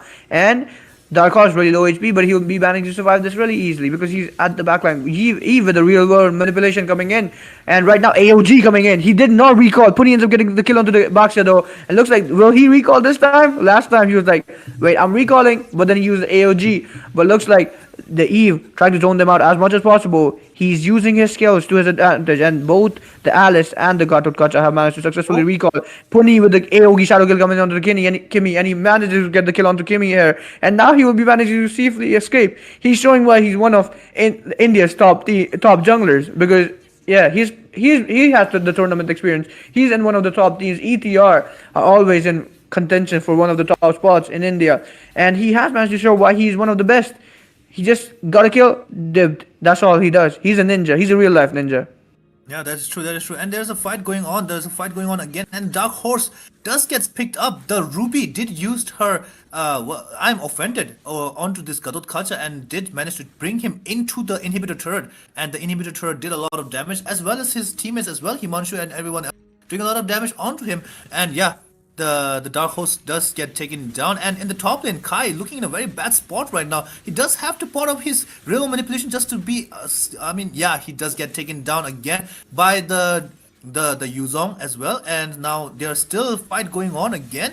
Yeah, Ruby gets taken down again, as well as the Yuzong as well. Yuzong did manage to take down two people before he gets taken down, and the shutdown coming on to Puni with this Kimi. The Kimi, oh my god, the Puni getting taken down was a very crucial part for them because Puni was on 714, so he did have a lot of bounty, and again. Now another one gets taken down. The Renaissance does get taken down as well as Gadot Kacha. That was a very big throw. That was a very big mistake coming from the side of the Eternal Torment. That they shouldn't have fought over there. They did get taken down one by one by one. So I'm not sure what they were thinking, but yeah, that was a very big mistake coming from the side of the Eternal Torment over there. And the gold gap is closing in again, and the load does get taken down by the side of the 7 cm. So yeah, well, what happened over there in that fight, Vision? I mean, I don't know what happened. They were the Quadrant Inferno coming in from the side of Renaissance was really good. He managed to get two kills, was perfectly executed. But then it looked like as soon as the Yuzong got the double kill before falling down, that changed everything. And the Kimi Himangshu just logged in, and he got a double kill for himself as well, which led to the side of Seven Commandments securing the Lord without any contention coming in from the side of ETR. But right now, looks like this Lord won't be surviving anything. He'll just be getting taken down before the minion wave even gets taken down themselves. And it did happen. Right now, there's all out brawl going in, though it looked like Seven Seas didn't want to go in at first, but Renaissance, he does have the Quadrant Inferno in place, but there will be no action where he can use it just yet. Well, we see the gold laner from the side of from the side of Seven Seas, bro, they caught us going to be taking this lethal wonder right here, but Dark Horse coming in, and he does manage to take it off the hands of bro, they caught us. So I mean, bro, they did catch you right now, but that's just the lethal wonder, so it won't do too much, or maybe it does, but we'll have to Yeah. find out shortly. That is true, but in the mid lane, right over there was a load pushing the mid lane. So I do feel like they should have just pushed out the side lanes, like they try to get the second turret of the side lanes instead of just focusing on to the mid lane because they do realize that there will be people just jumping onto the load because they do have like they still have 2k gold ahead. They're still 2k gold ahead, so they will be trying to. Oh, the I am offended just comes in and Gacha. Oh my god, he gets two ultimated. No, actually three. Baksha also used his tortoise presence over there. And yeah, Gadot Kacha gets, not Gadot Kacha, sorry, the crazy Papu, the Alice, tried to come out with using her first skill, but yeah, she was getting a lot of stuns inside the turret, so she could not manage to get out, and she, yeah, get taken down over there. The load will be spawning in 30 seconds, no, 50 seconds soon, and we will be seeing a fight again coming up. But Puni taking down his blue buff over there. No, actually, he's just going to take down as well. And we do have a small pause over here. But that fight over there in the bot lane over there with the realm, I mean the I'm offended from this Ruby was a very crucial because this Alice was being a very menace with her Thorns of Ruins, and she was doing a lot of damage onto the other side. The Baksha couldn't do that much because of the. I mean, still, he did still have the Torres Puissance, but still, that was not enough because they did have the more gold out of the side of the ETR. So it was very hard for them to come back. But now I do feel like the tides have changed a little bit, so they will be trying to come back over here if the Eternal Torment managed to make. I mean, does makes more mistakes, just like we saw earlier, one by one did get taken down. So, Fusion, what do you think? Can they come back actually? I do feel like there is potential for them to come back. Like these past few fights, it did show signs of them being tables been being turned, but there still is that part of me which does put the tournament experience, the top level experience against top tier opponents. With that experience coming in from the side of ETR, I think ETR just might not fall down just yet, but as we all know, in the land of Dawn, anything can happen. The underdog can beat the Giants. You've seen this happen in the ETR games themselves when they took out SHUO. But anything could happen any moment. So it'll all be going down to the last wire. I mean, like we all know this. The Lord did go to the side of Seven Commandments, but was that Lord able to do anything? Because what the Lord does is you're meant to use that pressure from the Lord coming in to take down enemy with the turrets. But the mid lane, the Lord just fell like it was any other minion wave by the side of ETR. So they do have that experience on their side. They knew what they're doing. They know how to zone out, and they're using it to their advantage. But I mean, we'll just have to wait till the very last very last second to see what happens in this game. That's true. That's true. We do have to wait to the last second to see what's going to happen. But the game is already on to the 12 minutes mark. So as soon as it reaches the 18-minute mark, very, very strong. It will have like 50,000 HP or something like that, and it will be very tanky. So the next load fight will be deciding. I mean, not the next load fight. The next load fight will be very crucial for the team fights. If I do feel like they can manage to defend the next load fight because they do still have. I mean, from the side of the 7 cm, they don't have mid lane turret, but they still have the inhibitor turret of the mid lane. But on the top side and the bot side, they still do have the mid turrets of the I mean the side and both sides. But from the side of the Eternal Torments, they did manage to take down the first turret of the top side and the bot side, but the mid turret is still, all of the turrets are still there. So it doesn't matter what the next load, like who gets the next load, unless and until there's a very big mistake from either side of the teams. But as long as there's no such big mistakes, I do feel like there's still a chance for them to come back. Yeah, the 7 cm still does have a little bit of chance to come back if the Ruby still manages to do the I am offended again and again, just like that, just like what she did just now. So it will be very crucial for the side of the ETR to not make any mistakes again, just like that. You're right. Vision. Plus like we were talking about earlier, I don't know if the pause is if the pause has gone down, but it looks like since we're on the caster disc, it probably the game hasn't resumed yet. But like as a football fan, we've seen as a football fan myself, I've seen similar instances happen like this, like when the tide shift of a game, corner taken quickly and stuff. So it could happen at any moment in the land of dawn as well. Like any major fight that happens, whoever makes the first mistake, someone makes the wrong play, a misplay, anything in the last moment when both the sides have their full builds. Uh, so anything could happen. Maybe ETR does end up falling short with their experience against the side of Seven Commandments. Maybe Seven Commandments does not lacks the experience. I mean, lacks the experience against the side of ETR. So anything could happen, and that's what we're here to see as casters and as viewers as well. Like the people watching, I don't know if people know Seven Commandments, but if they do, they're probably backing the underdogs here right now against the side of ETR because as ML players and as fans of ML, we want to see like. I'm all for chaos. I want to see new names come up. I want to see there be more competition in the Indian ML scene. I want to see more names, more teams, more MVPs, more players, more standout players coming in to the ML scene and see what they can do and show us a really good fight and their good micros, macros, everything. And hopefully we do get like we get to see really amazing ML tournaments such as this one, the Nodwin Community Cup, in the future, which we'll probably be seeing more of, and you probably get to hear us yap as well. But right now, though, I think this is just the game one, by the way, and we're already so hyped up and excited before game two. So whatever happens in this game one, I actually hope, like I said, say this all the time, by the way. I hope in the game two, the other side wins. I mean, whoever loses game one wins the game two because I want to see a game three happen. Is all That I'm is saying. But right now we're back into the land of dawn.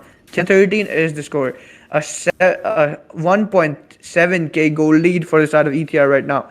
Well, both the teams. It was a long break, by the way. I hope you guys are hydrated in the comment section. You guys are drinking that water, hydrated, unlike us. I mean, we probably are hydrated as well.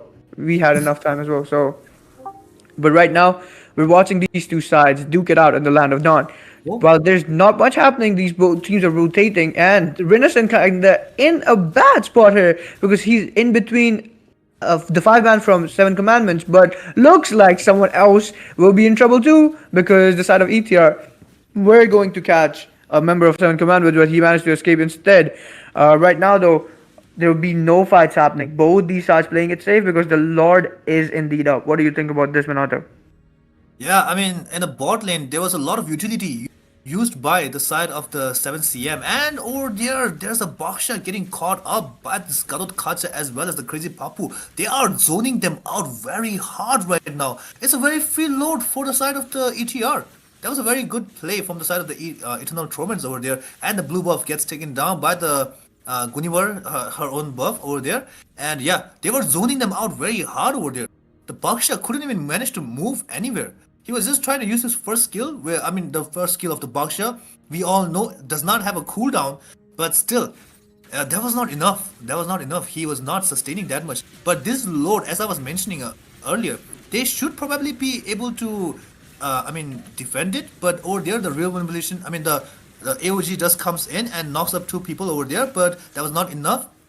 I mean, yeah, Hayabusa does use his AOG Shadow Gyu, and no, that was not enough for the Hayabusa to take down anyone over there. But Kimi does manage to take down Hayabusa. And in the back lane, Yuzong gets taken down again. Oh, that's a three-man ultimate from the Gunivar.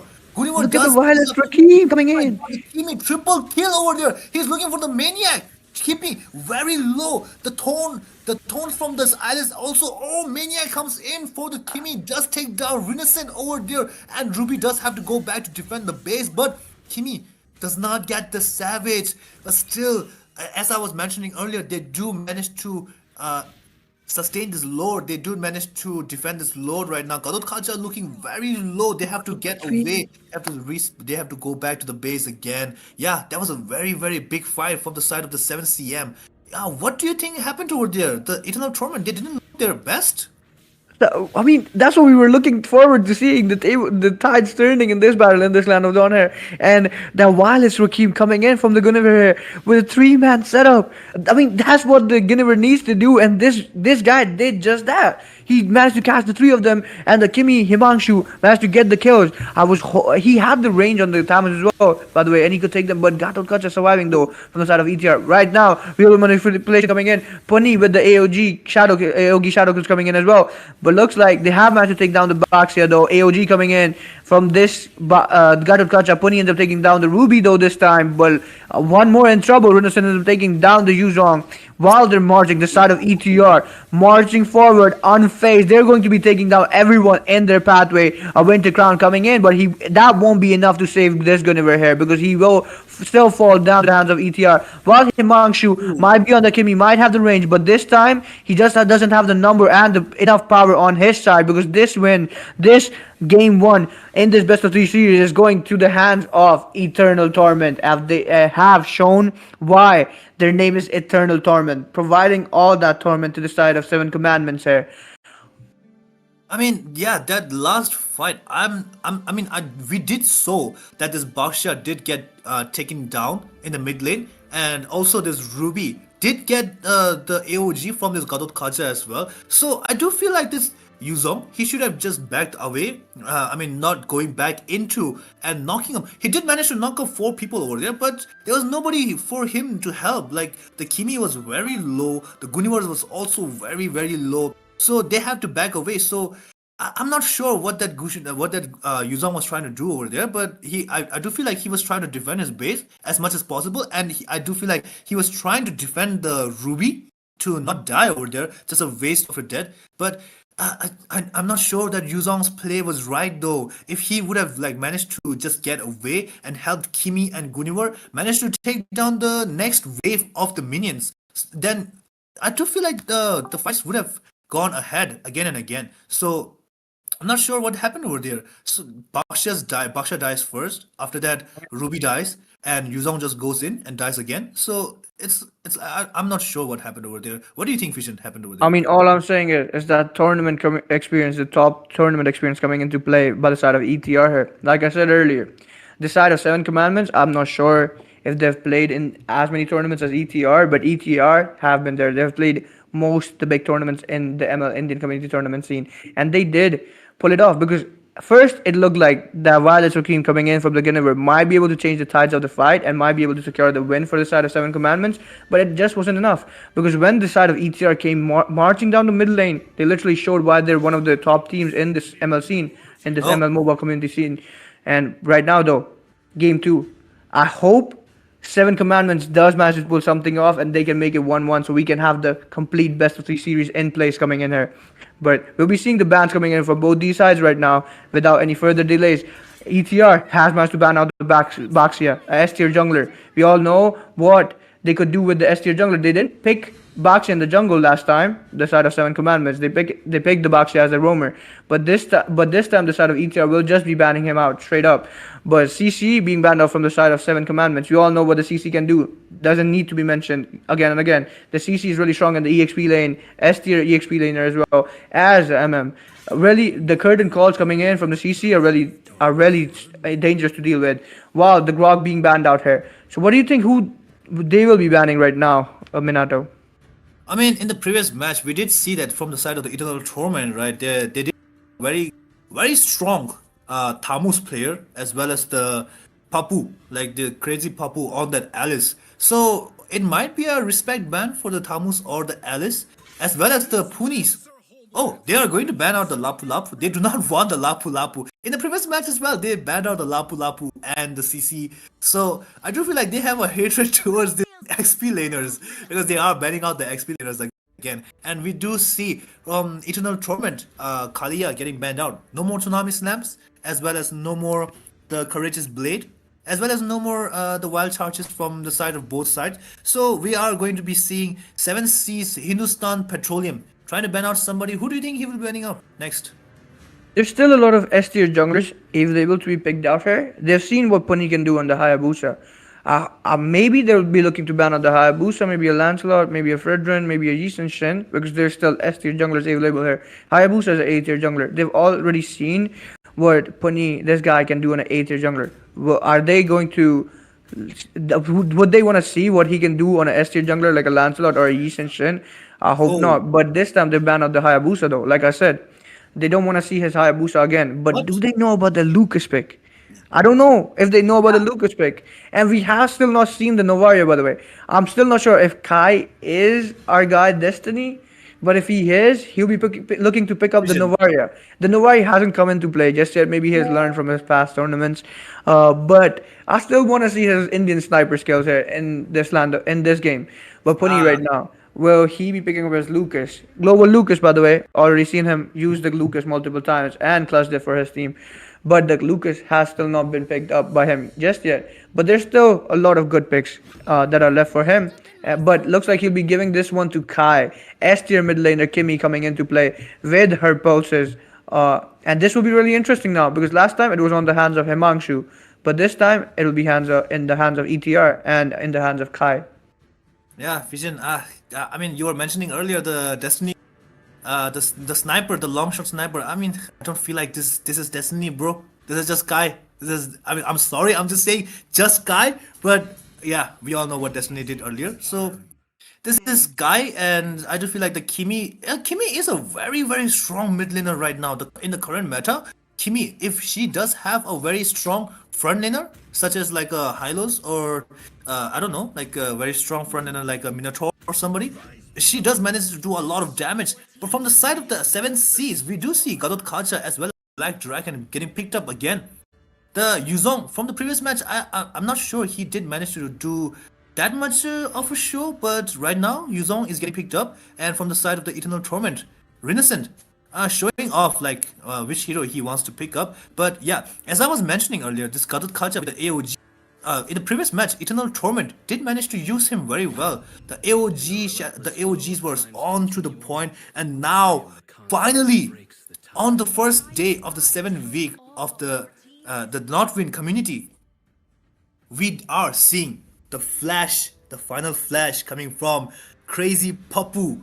We have seen what this guy, the Our Lord, can do. A game-changing hero, by the way. A literal game-changing hero. One good final slash, it's GG. Like, you cannot do anything against that one good the final slash. What are you going to do? He's just going to pick off like 3 people from the side of your team, and yeah, you're just done. The whole team just jumps onto it, and then they're like, yeah, it's gone. The GG, it's done. The AOG, you cannot just run away from it. You cannot do anything to immune it as well. And yeah, it's very strong hero. The Arlord in the EXP lane, and I do feel like it's a gold lane Arlord. What do you think? Is it a gold lane Arlord?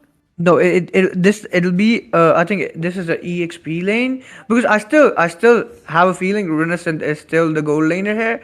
Last time we couldn't tell because obviously they've been picking fighters in the MM lanes, and Renascent was indeed on the EXP lane when he started with the Tamas, but then he came to the gold lane. So it could be like they swapped places, or maybe like it was always meant to be Renaissance on the EXP lane, like you said, and Crazy Papu on the gold lane this time.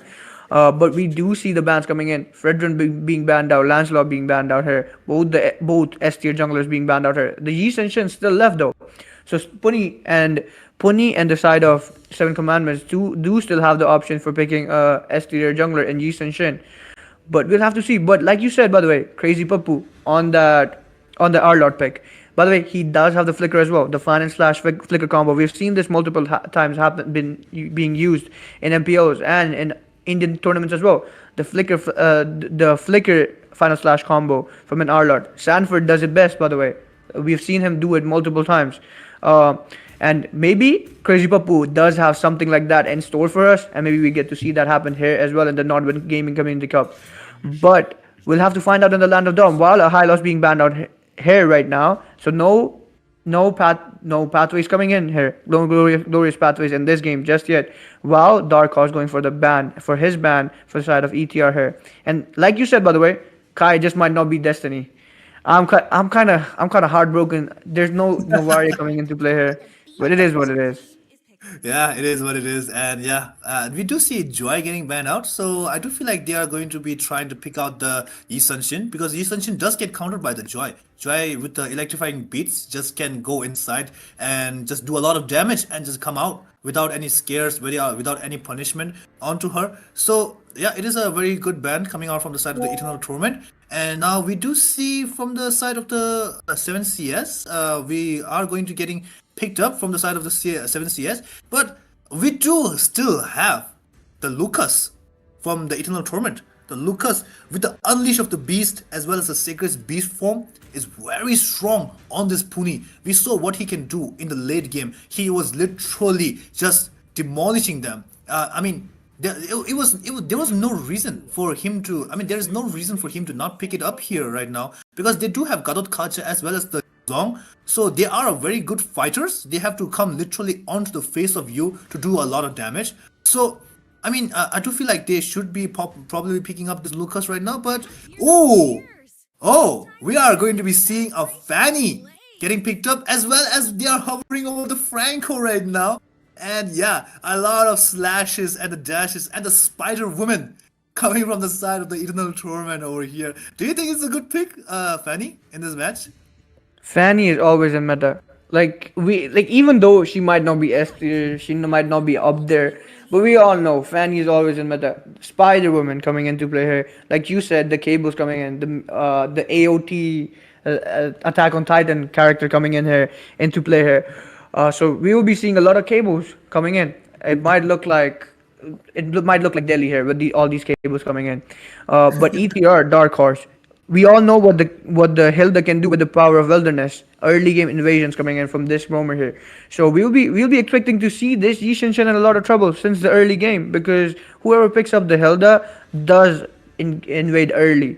And we've seen Crazy Papu on that pick and on the Roamer role picking the Hilda and the Khalid up and being a menace to the enemy jungler. But this time it'll be Dark Horse. This guy's new in the side of ETR, as far as I know. While Hindustan Petroleum going on to his Ruby pick yet again. So he'll be offended again. But will him being offended do something? Will they be able to get a clutch win for this side in this best of 3 series against the side of ETR? Or will they fall prey and be tormented by the side of Eternal Torment yet again? I mean, in the previous match, my favorite player from the side of the 7CS was actually this Ruby player. The Ruby was doing very good.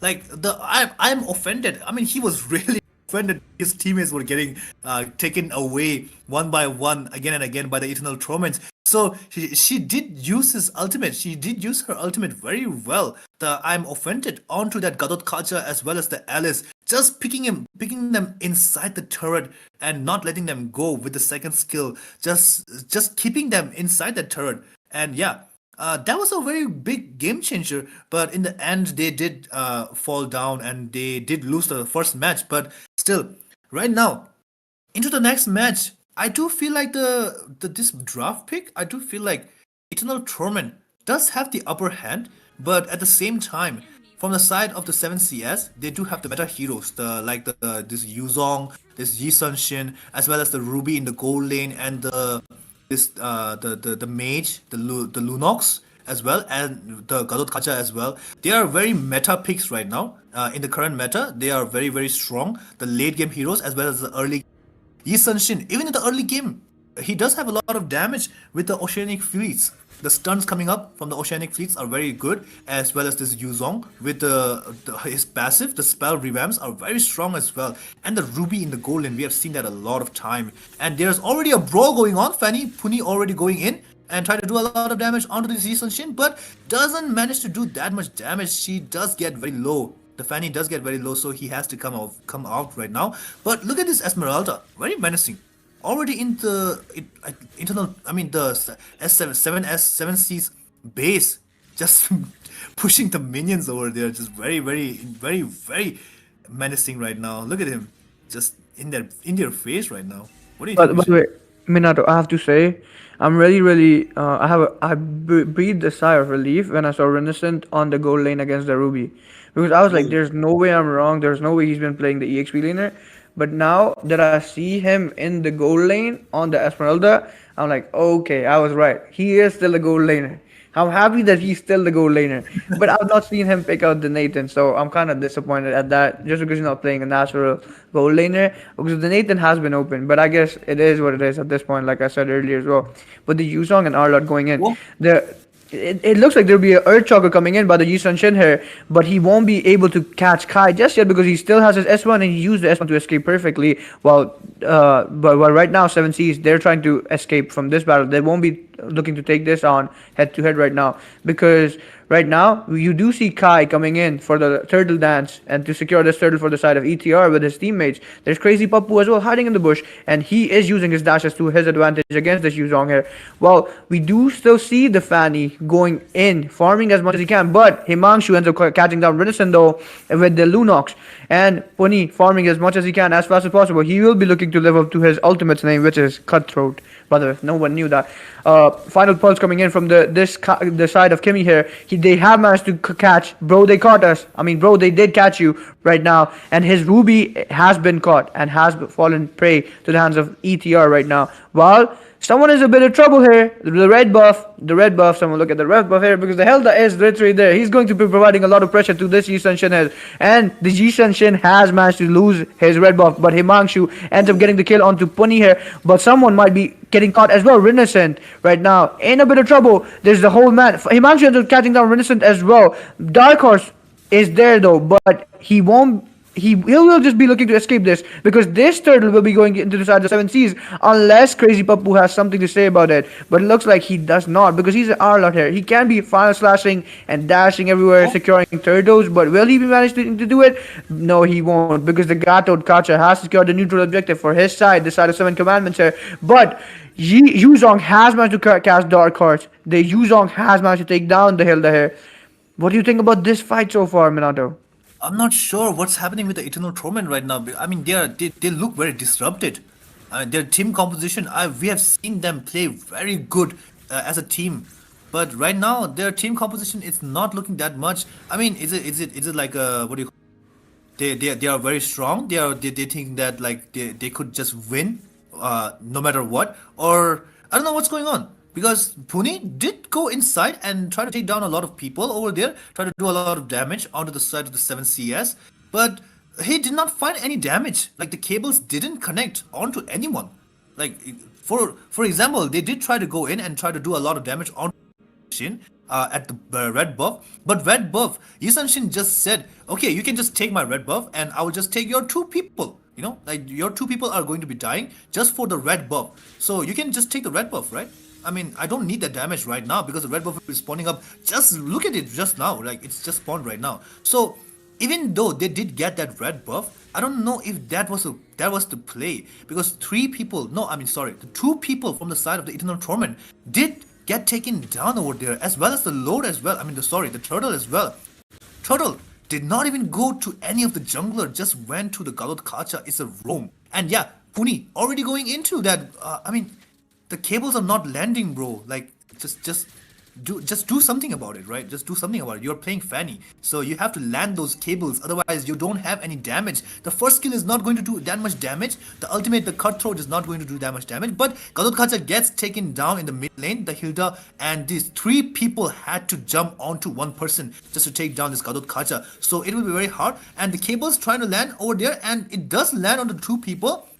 This Yuzong is trying to do some damage. This Yuzong is trying to provide a lot of peel for this YSS, but he does have the Black Dragon just to go away, and he does manage to just to go away over there. And Hilda already in the position over there onto the Turtles fight, and yeah, there's a fight going on right now. Vision. Yeah, they have. Kai has managed to secure a kill onto this Hindustan Petroleum, the Ruby right here.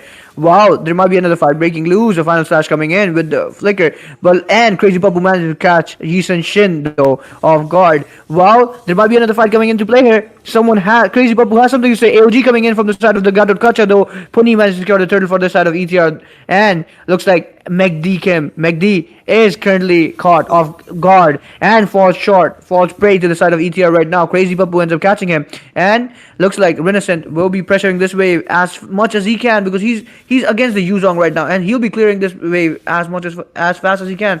And he's providing a lot of pressure actually. He's trying to bait them out, I think, because there is his teammate hiding in the bush, but the side of ETR will be getting this T1 mid lane turret as well. Wow. Attraction pulse coming in from the side of Kimmy here. Kai getting the kill onto the Yuzong right now. But the Lunox has managed to survive this using her ultimate skill, the power of order. But Meg D still in a lot of trouble. Immobilization coming in from the Kimmy here. The Kimmy wants a lot. The Kimmy is thirsty for blood right now. And the Kimmy doing a lot of damage as well. The Kimmy is currently 401. Be sure, like, he might not be Destiny, but he's surely writing his destiny right here because he wants this win. He wants to get a clean sweep onto the side of Seven Commandments. And right now we do see the side of Seven Commandments trying to clear these minion waves as fast as possible. They're trying to clear this mid lane waves.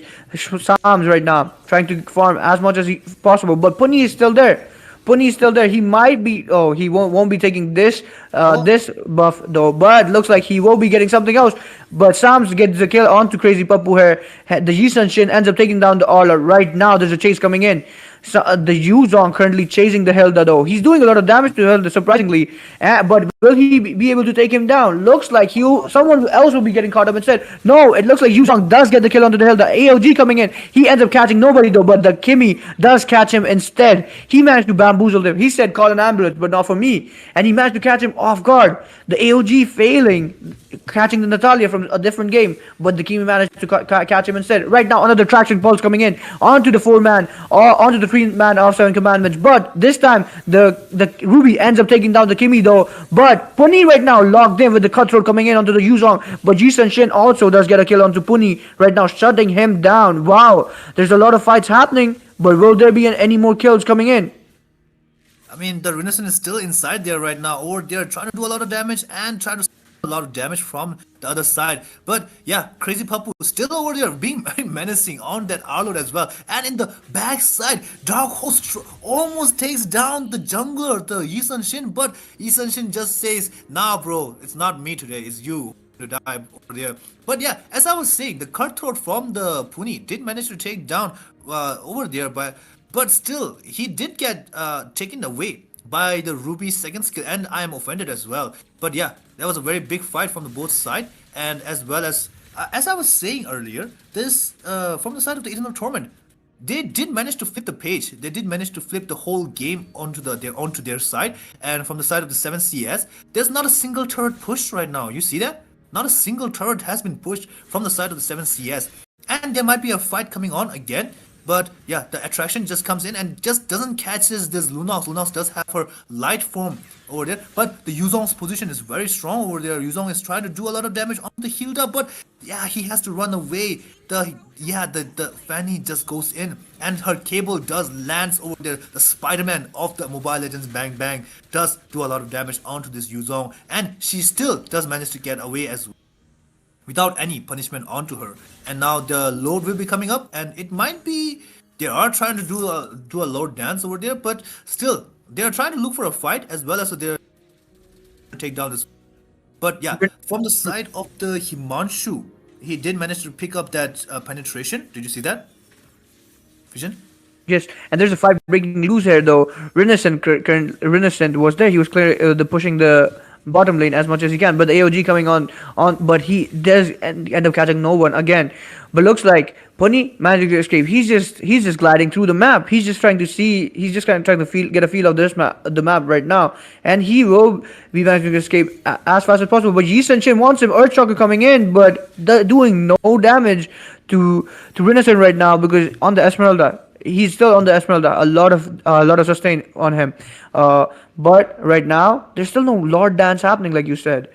There's still not been any commitments from either of these two sides.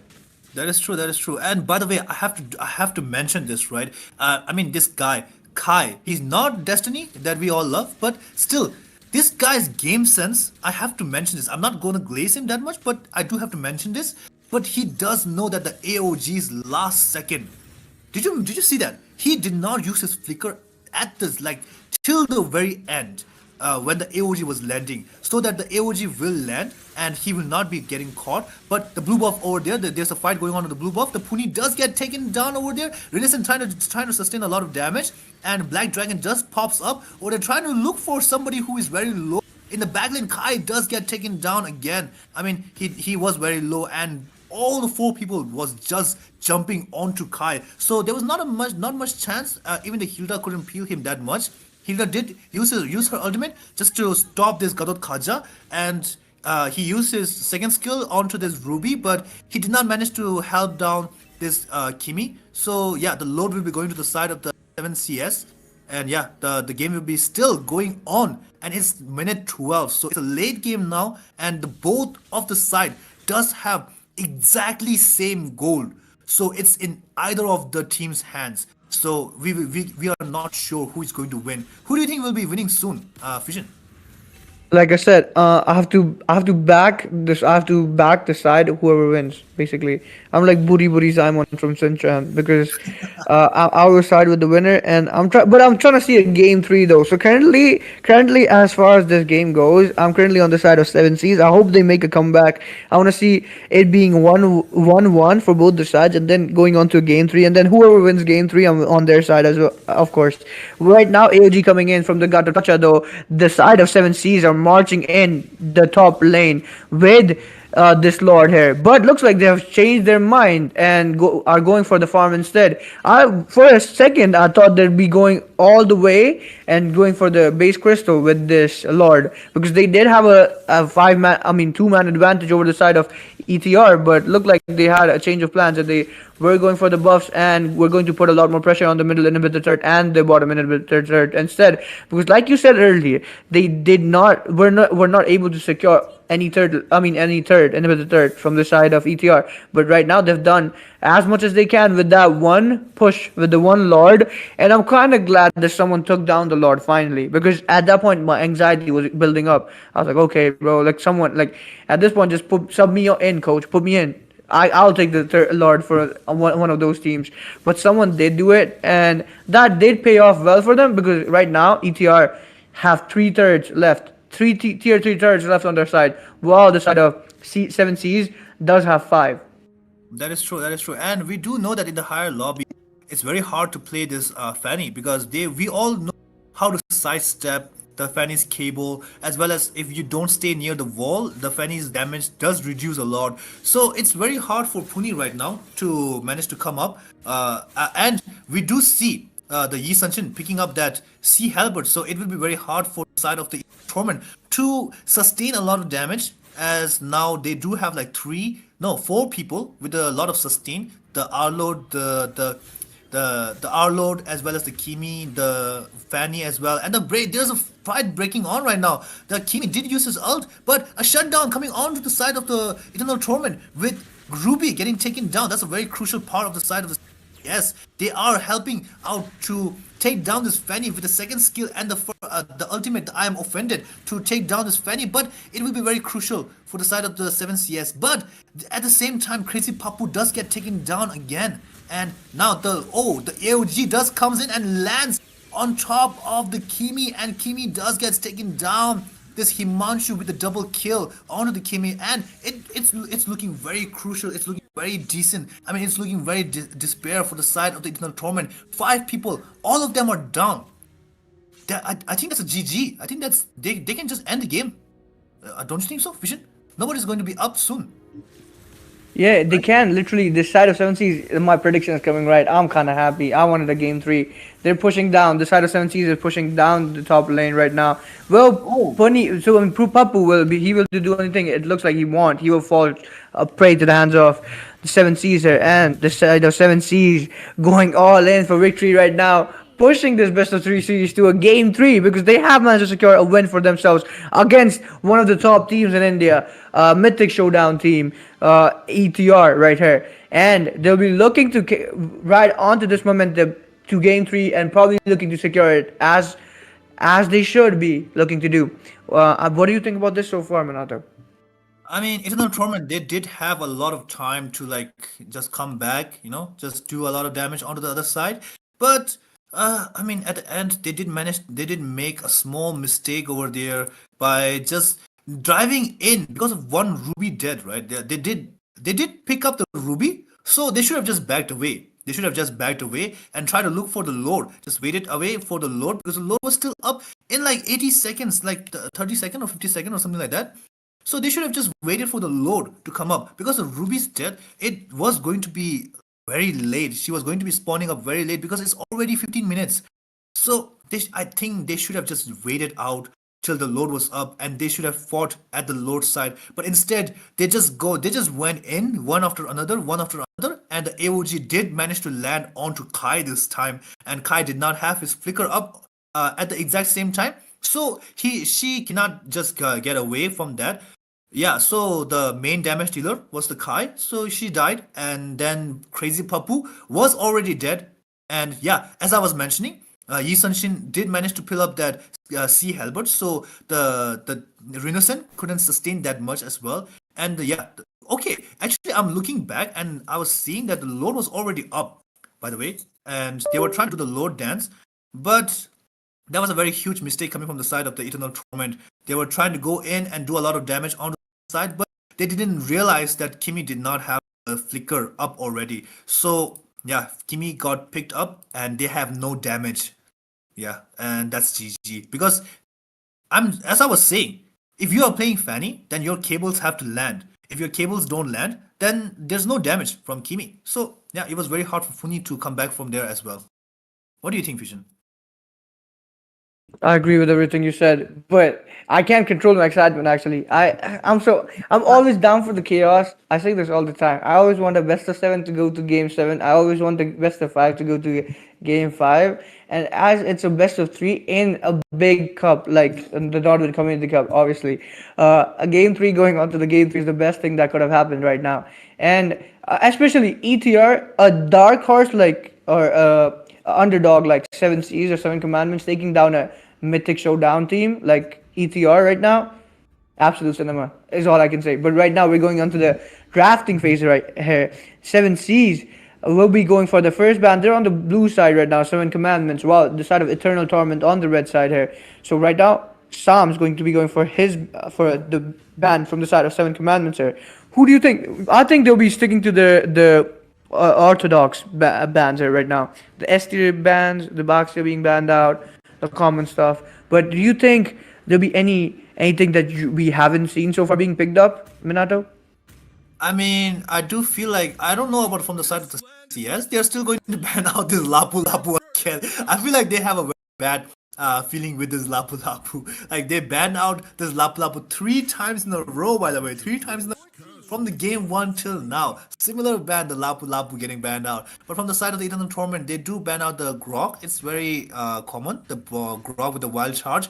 And he can do a lot of damage with his first skill. The immunity with the passive as well is very strong. But, sorry about that. But yeah, as you were mentioning, it will be very similar bans coming out from the both sides because it was working for the side of the 7CS. So if something is working, then in the engineering process, we do have a word, we do have a quotation which says, if something is working, then don't touch it, right? If something is working, then don't touch it. So yeah, I do feel like 7CS, they are going to be picking up the same picks again because they did manage to utilize that in a previous match. But oh my god, yeah, the Black Dragon is no more for the side of the 7CS. It's been denied by the Eternal Tournament. They are saying that you guys played this Yuzong 2 times in a row. So yeah, no more Black Dragon, no more Yuzong. And the next ban will be coming from the side of the Hindustan Petroleum, the national loving petroleum. Who do you think he will be banning? I think this since he's a goal laner, I'm expecting something like a. I don't think they'll be banning out the Fanny. I have a feeling they might be banning out the Kimmy though, because but technically speaking, they do have the first pick, so maybe they want Himanshu on that Kimmy again. So right now I'm thinking maybe they go for Orthodox ban, maybe something like a S tier. Yeah, I think it'd be a jungler. Oh wait, no, it's the R Lord. They were scared of Super Prime Papu or Crazy Papu, because he was indeed crazy with the R Lord, going in with the dashes. He did a lot early game as well, and right now Dark Horse going for the ban from the side of ETR. By the way, like you mentioned early, or no, I wanted to mention this as well. There's still, I think for some reason I think Punny on that Fanny, like I think he was just practicing. Like it just might be me, but he was just practicing because we know how good of a jungler he is, and what all heroes he has in his arsenal. But the Fanny, it was like he was practicing right now. He just wanted to flex a bit, just show them what he can do on a Fanny, or just practice his Fanny out, take her for a stroll right there. And right now, okay, obviously, finally, we see Pony on S tier jungler, the Lancelot being picked out. Your favorite hero, as you say, Shing coming into play here in this Land of Dawn against the side of Seven Seas. But Hindustan Petroleum has managed to pick up CC right now, though. The CC, the curtain calls will be coming into play here as well in the goal lane. While we do see Dark Horse on that Gatot Kacha, so AOGs again in this best of 3 series, or this last game in this game 3, while Phoveus has been banned out, so no Infernal Pursuits coming into play. And also Himanshu and Psalms. The Kimmy still left open. Himanshu did really well on the Kimmy in the game 1. Maybe he does end up picking the Kimmy again. Ooh. Psalms though. Psalms is trolling us. Okay. Minato, I heard your reaction, but I know he's trolling us. There's no way Psalms is going to be on the Selena. He's hovering over it though. We've all seen what he does, by the way. He takes a hero, then he swaps with his teammate later on. But I'm quite sure he won't be picking up the Selena. If he does pick up the Selena, okay. Like, he might be trolling. Oh, it's Meg D instead on the Kaja though, and Himanshu on the Alice. A lot of sustain coming in. But I have to add this. I still have a feeling Himanshu might be swapping with someone. And that might be Psalms. But Renascent right now on the Xborg in the goal lane. Because he knows he has the... By the way, this is crazy. Because Hindustan Petroleum is currently getting directly countered by Renascent. The Xbox does directly counter the CC in the goal lane. But Kai's will be taking his ban though. No electrifying beats coming into this Land of Dawn. What do you think about this so far, Minato? I mean, yeah, the Kaja is very strong against this Lancelot because the Divine Judgment from the Kaja, the ultimate from the Divine Judgment, right? It's very strong because it's similar to Franco's ultimate, and it's a suppress. It's not a crowd control. It's a suppress. So yeah, it will be very hard for the Lancelot to just dash away in an instant. As you were mentioning, the CC getting picked up from the side of 7CS is very crucial for the side of the 7CS, but it is getting directly countered by Renascent, the ETR Renascent, right? The ETR Renascent with the Expo doing a lot of true damage. So if the stacks are full, the true damage will be very strong against this CC. So it will be very hard for the CC to maneuver around this Expo. As I mean, she does have the second skill, which she does give her like a lot of movement speeds as well as the lot of jumping and dashes. So I mean, if you play it perfectly, then I do feel like she's still very good in the goal lane. I mean, even against the Expo, even though Expo does manage to counter CC right now, but yeah, as I was mentioning earlier, the Gadot Kaja, the AOG from the Gadot Kaja will be very crucial in this game because we know that this Alice with the Thorn, right, the Thorns of Runes will be very strong against the enemy side, against the ETR, because she can literally just use her ultimate, use her first skill, and then wait for the ultimate to drop down, and just use her first skill to go in without any consequences. She will be stunning out 4, 5, 3, anyone. She can just catch them, like without any noticing. And now, yeah, we do see Nathan getting banned out, the Esmeralda getting banned out as well, and we do see the Joy as well as the Yi Sunshin getting banned. They are very very strong in the gold lane as well as the EXP as well as the jungler, like you were mentioning jungler. In the previous match, we did see that Yi Sunshin was providing a lot of vision using his oceanic fleets. So it will be very hard for the side of the 7CS to counter those heroes. But now we do see the Eve getting picked up again. We did see in the first match the Eve was Eve damage from the side of the ETR. The sustains, not the sustains, but the immobilizations from the Eve real world manipulation. And yeah, against that Eve, we do see a Farsa getting picked. Do you think the Farsa will be against this Eve? Like it's good, or is it counterable? Like I said Minato earlier, Psalms, I've seen him like these past few games. I've seen him pick a hero and then swap, pick a hero then swap. So I won't be surprised if he switches with Himanshu. But okay, this time I guess he won't be swapping in. But this is a bit. I mean, there will be a swap coming in, but it won't be Sam swapping with anyone.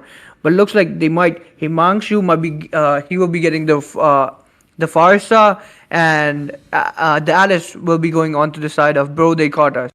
So it will be. I think it's Bro They Caught Us versus Winner Center. But still, yeah. Xborg will do a lot of damage to them regardless. While Crazy Papu right now hovering over the Ruby.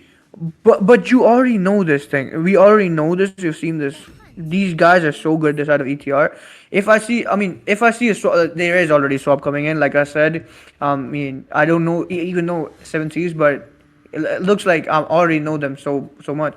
But yeah, Bro They Caught Us has swapped, and it's another swap coming in. Bro They Caught Us is right now on the CC, while Hindustan Petroleum is on the LSR, because he doesn't want to be directly countered 100%. He will not. That won't be happening this game, because a CC against the Xbox, that would be way too much pressure on towards a gold laner here. Right now though, these sides they look really strong, and I'm really hoping. Yeah, like I said earlier, I'm just with whichever team that wins. I'm backing them up, whoever wins. But who will you be backing up, Dominato? I mean, I do have to say, right, in this season, I have the most matches on the CC. So I was trying to go for that India top CC, but it was very hard for me. My squad, I was playing with my squad and etc. But it was still very hard for me to use all these like top tier, what do you call it? Teams from the India. I was meeting up with the top teams of the India. So it was very hard for me to go CC against them. They were countering me very well with this Xbox as well. But do you know that before this match started, before the whole tournament started, I was looking into the chat GPT and I asked him, like, who is the best XP laner or the golden hero? And they did say it was CC with no counter. So I'm not sure where the chat GPT is getting that kind of information. But yeah, we do know that the Xbox does counter CC very well. Unless and until you are playing the CC very, very well. But right now, we do see that in the EXP, against Xbox, instead of CC, we do see Alice getting picked up. But at the same time, Farsa already rotates in the top lane and to do a lot of damage onto this Xbox. In the mid lane as well, for the Leto, there's a fight going on. And Lancelot trying to take down this Leto Wanderer. Yeah, there's 3 people in the mid lane and 2 people from the side of the ETR. I mean, sorry, from the 7CS. And yeah, Puni did manage to take down the Little Wanderer as well. In the top lane, Xbox did get his shield taken away by 2 people. But there's a gang coming on, but the blue buff is already taken down by Psalms. Oh, the first kill from the side of the ETR gets taken down the Kaja, the roamer from the side of the 7CS. What do you think happened over there? Yeah, what a play coming on by the Kaja here. He managed to secure this buff from the hands of the side of ETR.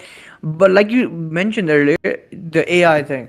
Yeah, I think the AI might be taking over, but fortunately not in MLBB though. So I guess we still can like outplay AI in MLBB, because if they said the CC has no counters and I have an Xborg, yeah, I'm cooking the CC. I'm cooking Chat GPT any day of the week. But right now, though, we're in the land of dawn. We're humans versus humans. There's no AI here. There's no AI to help anyone here or throw the game for anyone right now. But it looks like Renaissance and Pony providing a bit of pressure onto Alice early here, and they're trying to get this Xbox as much advantage as they can. They'll be managing to clear this way while they'll be moving their sights onto the turtle here because they want this turtle right now, and they do have a numbers advantage because it's the Kaja and Farsa against Xborg, Gatot Kacha, and the Lancelot. They won't be able to they won't be able to take this Lancelot down though because Pony ends up securing this neutral objective for the sides of ETR right now. While also we do see there's a lot more pressure coming in from the Xborg. He's going to zone out the Kaja easily while also getting a lot of pressure. But Pony ends up taking down Bro They Caught Us. Bro They Caught Us has gotten caught yet again on his CC this time against the Lancelot. While Xborg providing a lot of pressure, but he still has the Faraga armor on his side. And the Kaja coming in to help his Alice right now. While the Gatot Kacha there, the Eve there as well. Kai providing a bit of damage while the real world manipulation comes into play here as well. And there's Psalms though lurking. I think this Guinevere, by the way, is a comfort pick for Psalms because we have seen him pick it 2 times in a row now. I mean, not in a row, but 2 times. Yeah, that is true. That is true. In the first match, he did manage to pick up like 3 people when the match was about to end. But yeah, in the top lane, Divine Judgment was not.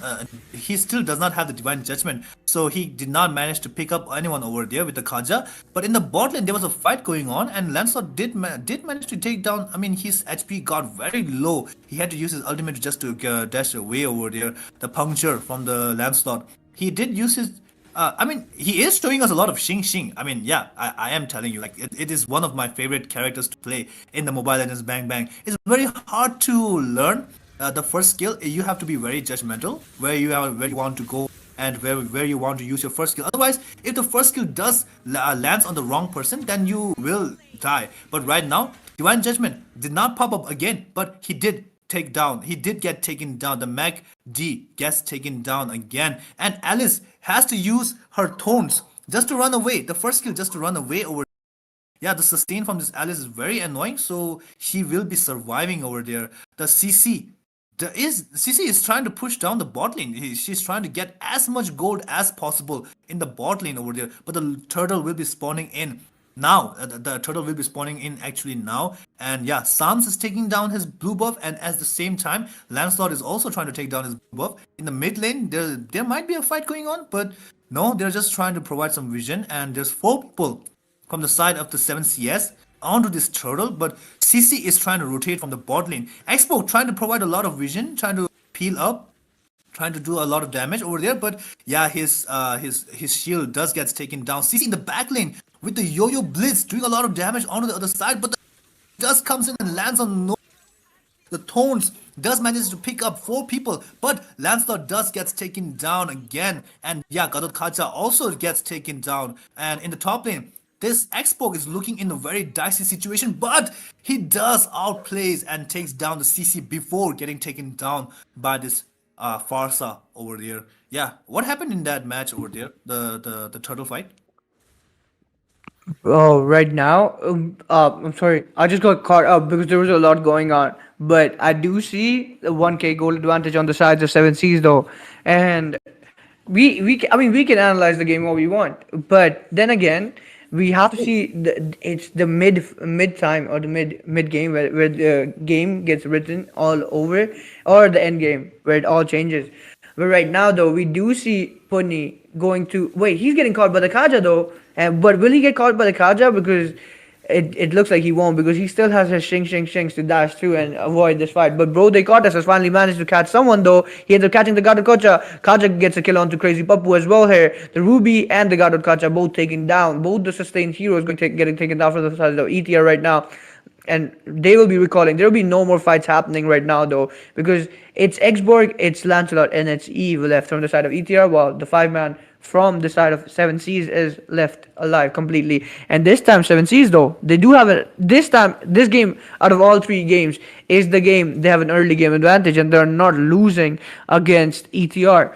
So this game, will they be looking to carry on this momentum forward to a victory and get a 2-1 win over top team from the ML scene in India, or will they that something happened where the side of ETR just have a little bit more of the Whoa. tournament experience to win against the side of Seven Seas.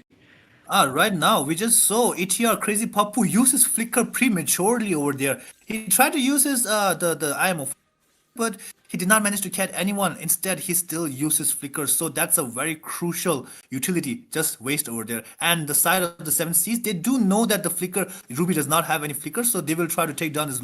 But the thorns from the Alice does manage to land off three people, but Lancelot also takes down this turtle as well. AOG does manage to take down, pick up one person over there. But yeah, I mean, I don't think anyone caught over there. Did you see anyone getting caught up with the AOG? I don't think so. Maybe in Natalia, but not in this game. Unless someone was invisible. It looked like he caught no one though.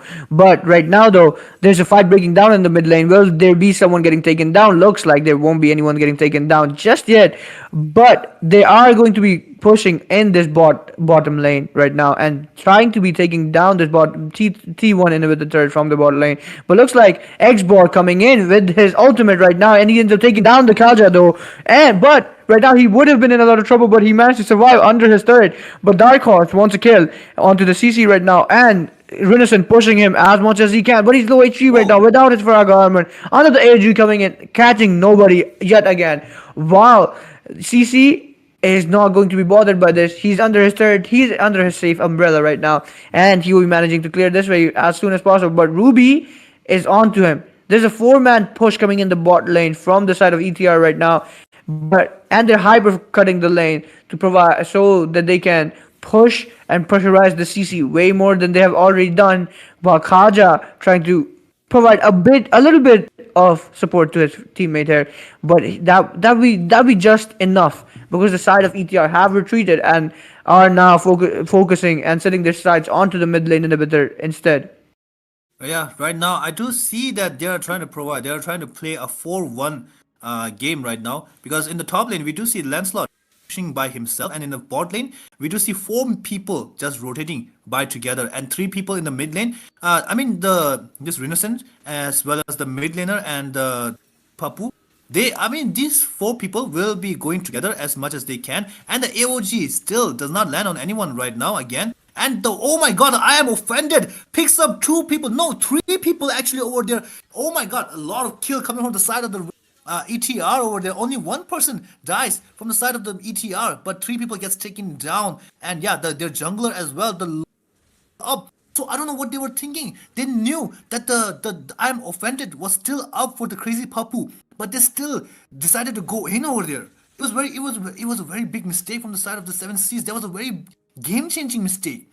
I mean, they should have known that the I am offended was still up for the crazy Papu, as well as the flicker was also there. I mean, I do feel like they saw the flicker combo with the I am offended earlier, and they thought like, oh my god, this Ruby cannot, this guy cannot Ruby, so we can just go in and try to do some damage. But instead, this guy, Crazy Papu, did show us that he can still Ruby with the flicker combo. The I am offended with the flicker combo did pick up three people over there, and that gave them a free load, and the load will be marching from the mid lane. Yeah, it's still not minute 12, so there's still the protection of the inhibitor turrets.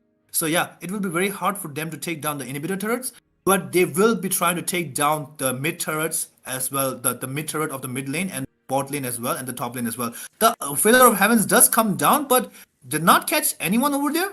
I don't know. I'm not sure what happened over there. There's a lot of mistakes.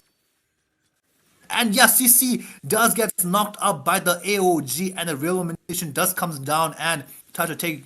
Yeah, he gets taken down as well. In the mid lane, the load does gets taken down very, very fast actually. So they did not manage to take down any. I mean, in the bot lane, they did take down the bot lane turret.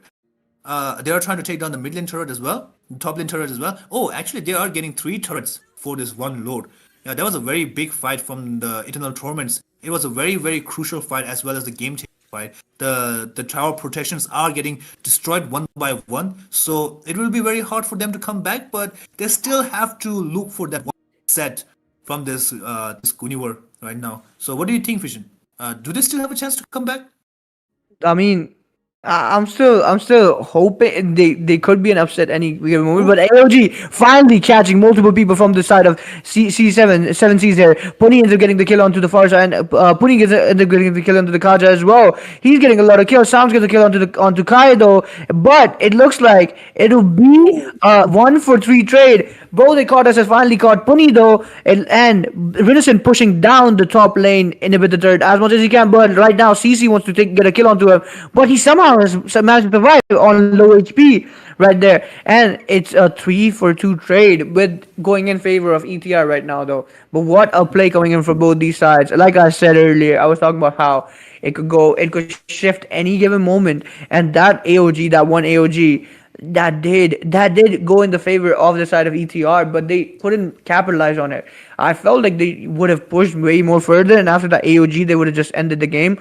But it looked like they didn't want to end the game just yet, and they just wanted to drain them of any life source possible. They wanted to get rid of all their inhibitor turrets instead, and put them in a really, really bad situation. They just don't. I feel like the side of ETR just don't have the killing edge right here. Like like how assassins are meant to have like a killing advantage, or like it's called like a killing mentality kind of stuff, where they just want to go for the throat immediately. They don't have that thing yet, and I haven't seen that thing happen in these games so far. But right now, though, they're going to be going for this neutral objective, the Lord here. Or are they using it to bait again? Because we've seen them use Lords as bait previously in other tournaments, and it looked like they were going to use it as bait because there was a conceal coming into play, but it didn't catch anyone, so it was kind of wasted. While someone's getting caught up here, feather airstrike coming in from the Farsa. But wait, it looks like Renaissance has managed to catch CC though in the mid lane, while also Puni trying to push this mid wave as fast as possible, because right now this pressure coming on from these minion waves will make sure that the side of ETR can get their hands on this Lord right now for their side, and they will be looking to burst it down as soon as possible. But looks like they still do want a kill or two here, because they are going for it, but Puni was not. Puni was looking to get a kill though instead, but Puni has managed to secure the Lord for the side of ETR right now. And now this Lord that will be coming up, that will be marching down the top lane, that will probably set the pace here. And the AOG coming in. There's a 3-man AOG stun over there, but that AOG did not land in the favor of the side of the Eternal Torment actually. Yeah, but still, there's going to be a lot of kills coming from the side of the Eternal Torments. 3 people died from the side of the 7 Seas, and only 2 people from the side of the Eternal Torment. But yeah, the Farsa is still up right now. So I forgot to mention this earlier, but this Guinevere is actually very smart. She's just waiting for the real world manipulation. And she's just waiting for the real manipulation just to go in and use her divine judgment on, not the divine judgment, the Violet Requiem onto this Eve. But right now, the Guinevere does get taken down. She did try to use the divine Requiem over there, the Violet Requiem. But yeah, that was a very bad charge onto the Lancelot. He did use his second skill immunity to immune that, and yeah, did manage to just go in and take down this Farsa as well as the Guinevere as well. But that did give them a space to just defend this Lord right now. The Lord will be marching from the top lane, and the inhibitor turret will be getting taken down. It was already very low, so it will be taken down, but they are looking for the next turret as well. The next inhibitor turret, the CC, trying to do a lot of damage onto them. Oh, the AOG does comes down and lands onto this Alice over there. Alice using her thorns, trying to do some damage, trying to poke them, trying to stun them over there. But they just manage to get out over there. They are very strict right now. They are looking for the next win. They're not looking to get out of this tournament just yet. The Eternal Torments, they do know that they have to pull up right now, so they will be trying to be very, very strict about what they do and be very knowledgeable and try to use all of their knowledge from the previous tournaments that they played in to try and secure this tournament right now, this match right now. So yeah, they will be trying to look for a less and less mistakes, and it's already 16 minutes. So the goal gap doesn't really matter. Oh, the Violet Requiem just goes in like that. She has to use this Winter Crown over there, and no, that was not enough. The Guinevere does gets taken down. The Farsa was using her face there, but does gets taken down over there, and the divine judgment does comes up from this Khaja, but was not enough. It did alter the Gadot Khaja over there, and does gets taken down, and that's a 4-man down from the side of the Seven Seas. And yeah, this will be a GG and good game towards the side of the Eternal Torment as soon. Yeah, Alice is down as well. Fusion. And yeah, it'll be GG's like you said. Puni, everyone buying a winter crown and they are flexing. They just popped their winter crown for some reason to stunt on the side of Seven Seas here. But like we said, like Minato said, this time ETR, Eternal Torment, will be proving why they're one of the top sides in the Land of Dawn. And they will be going to the moving forward in this Nodwin Gaming Community Tournament right here. And what a play coming in for both these sides there. Well-deserved victory for the side of ETR, a 2-1 victory for their side, but the side of Seven Seas did manage to fall short, but they were still they still managed to put up a really good performance here, solid performance for their side, proving why they can be one of the top teams as well and compete against the best. But anyways, it's been your host or casters for the day, Fission, and the amazing and talented Minato, and we'll be signing off now. Okay, bye. See you guys later. And yeah, GG.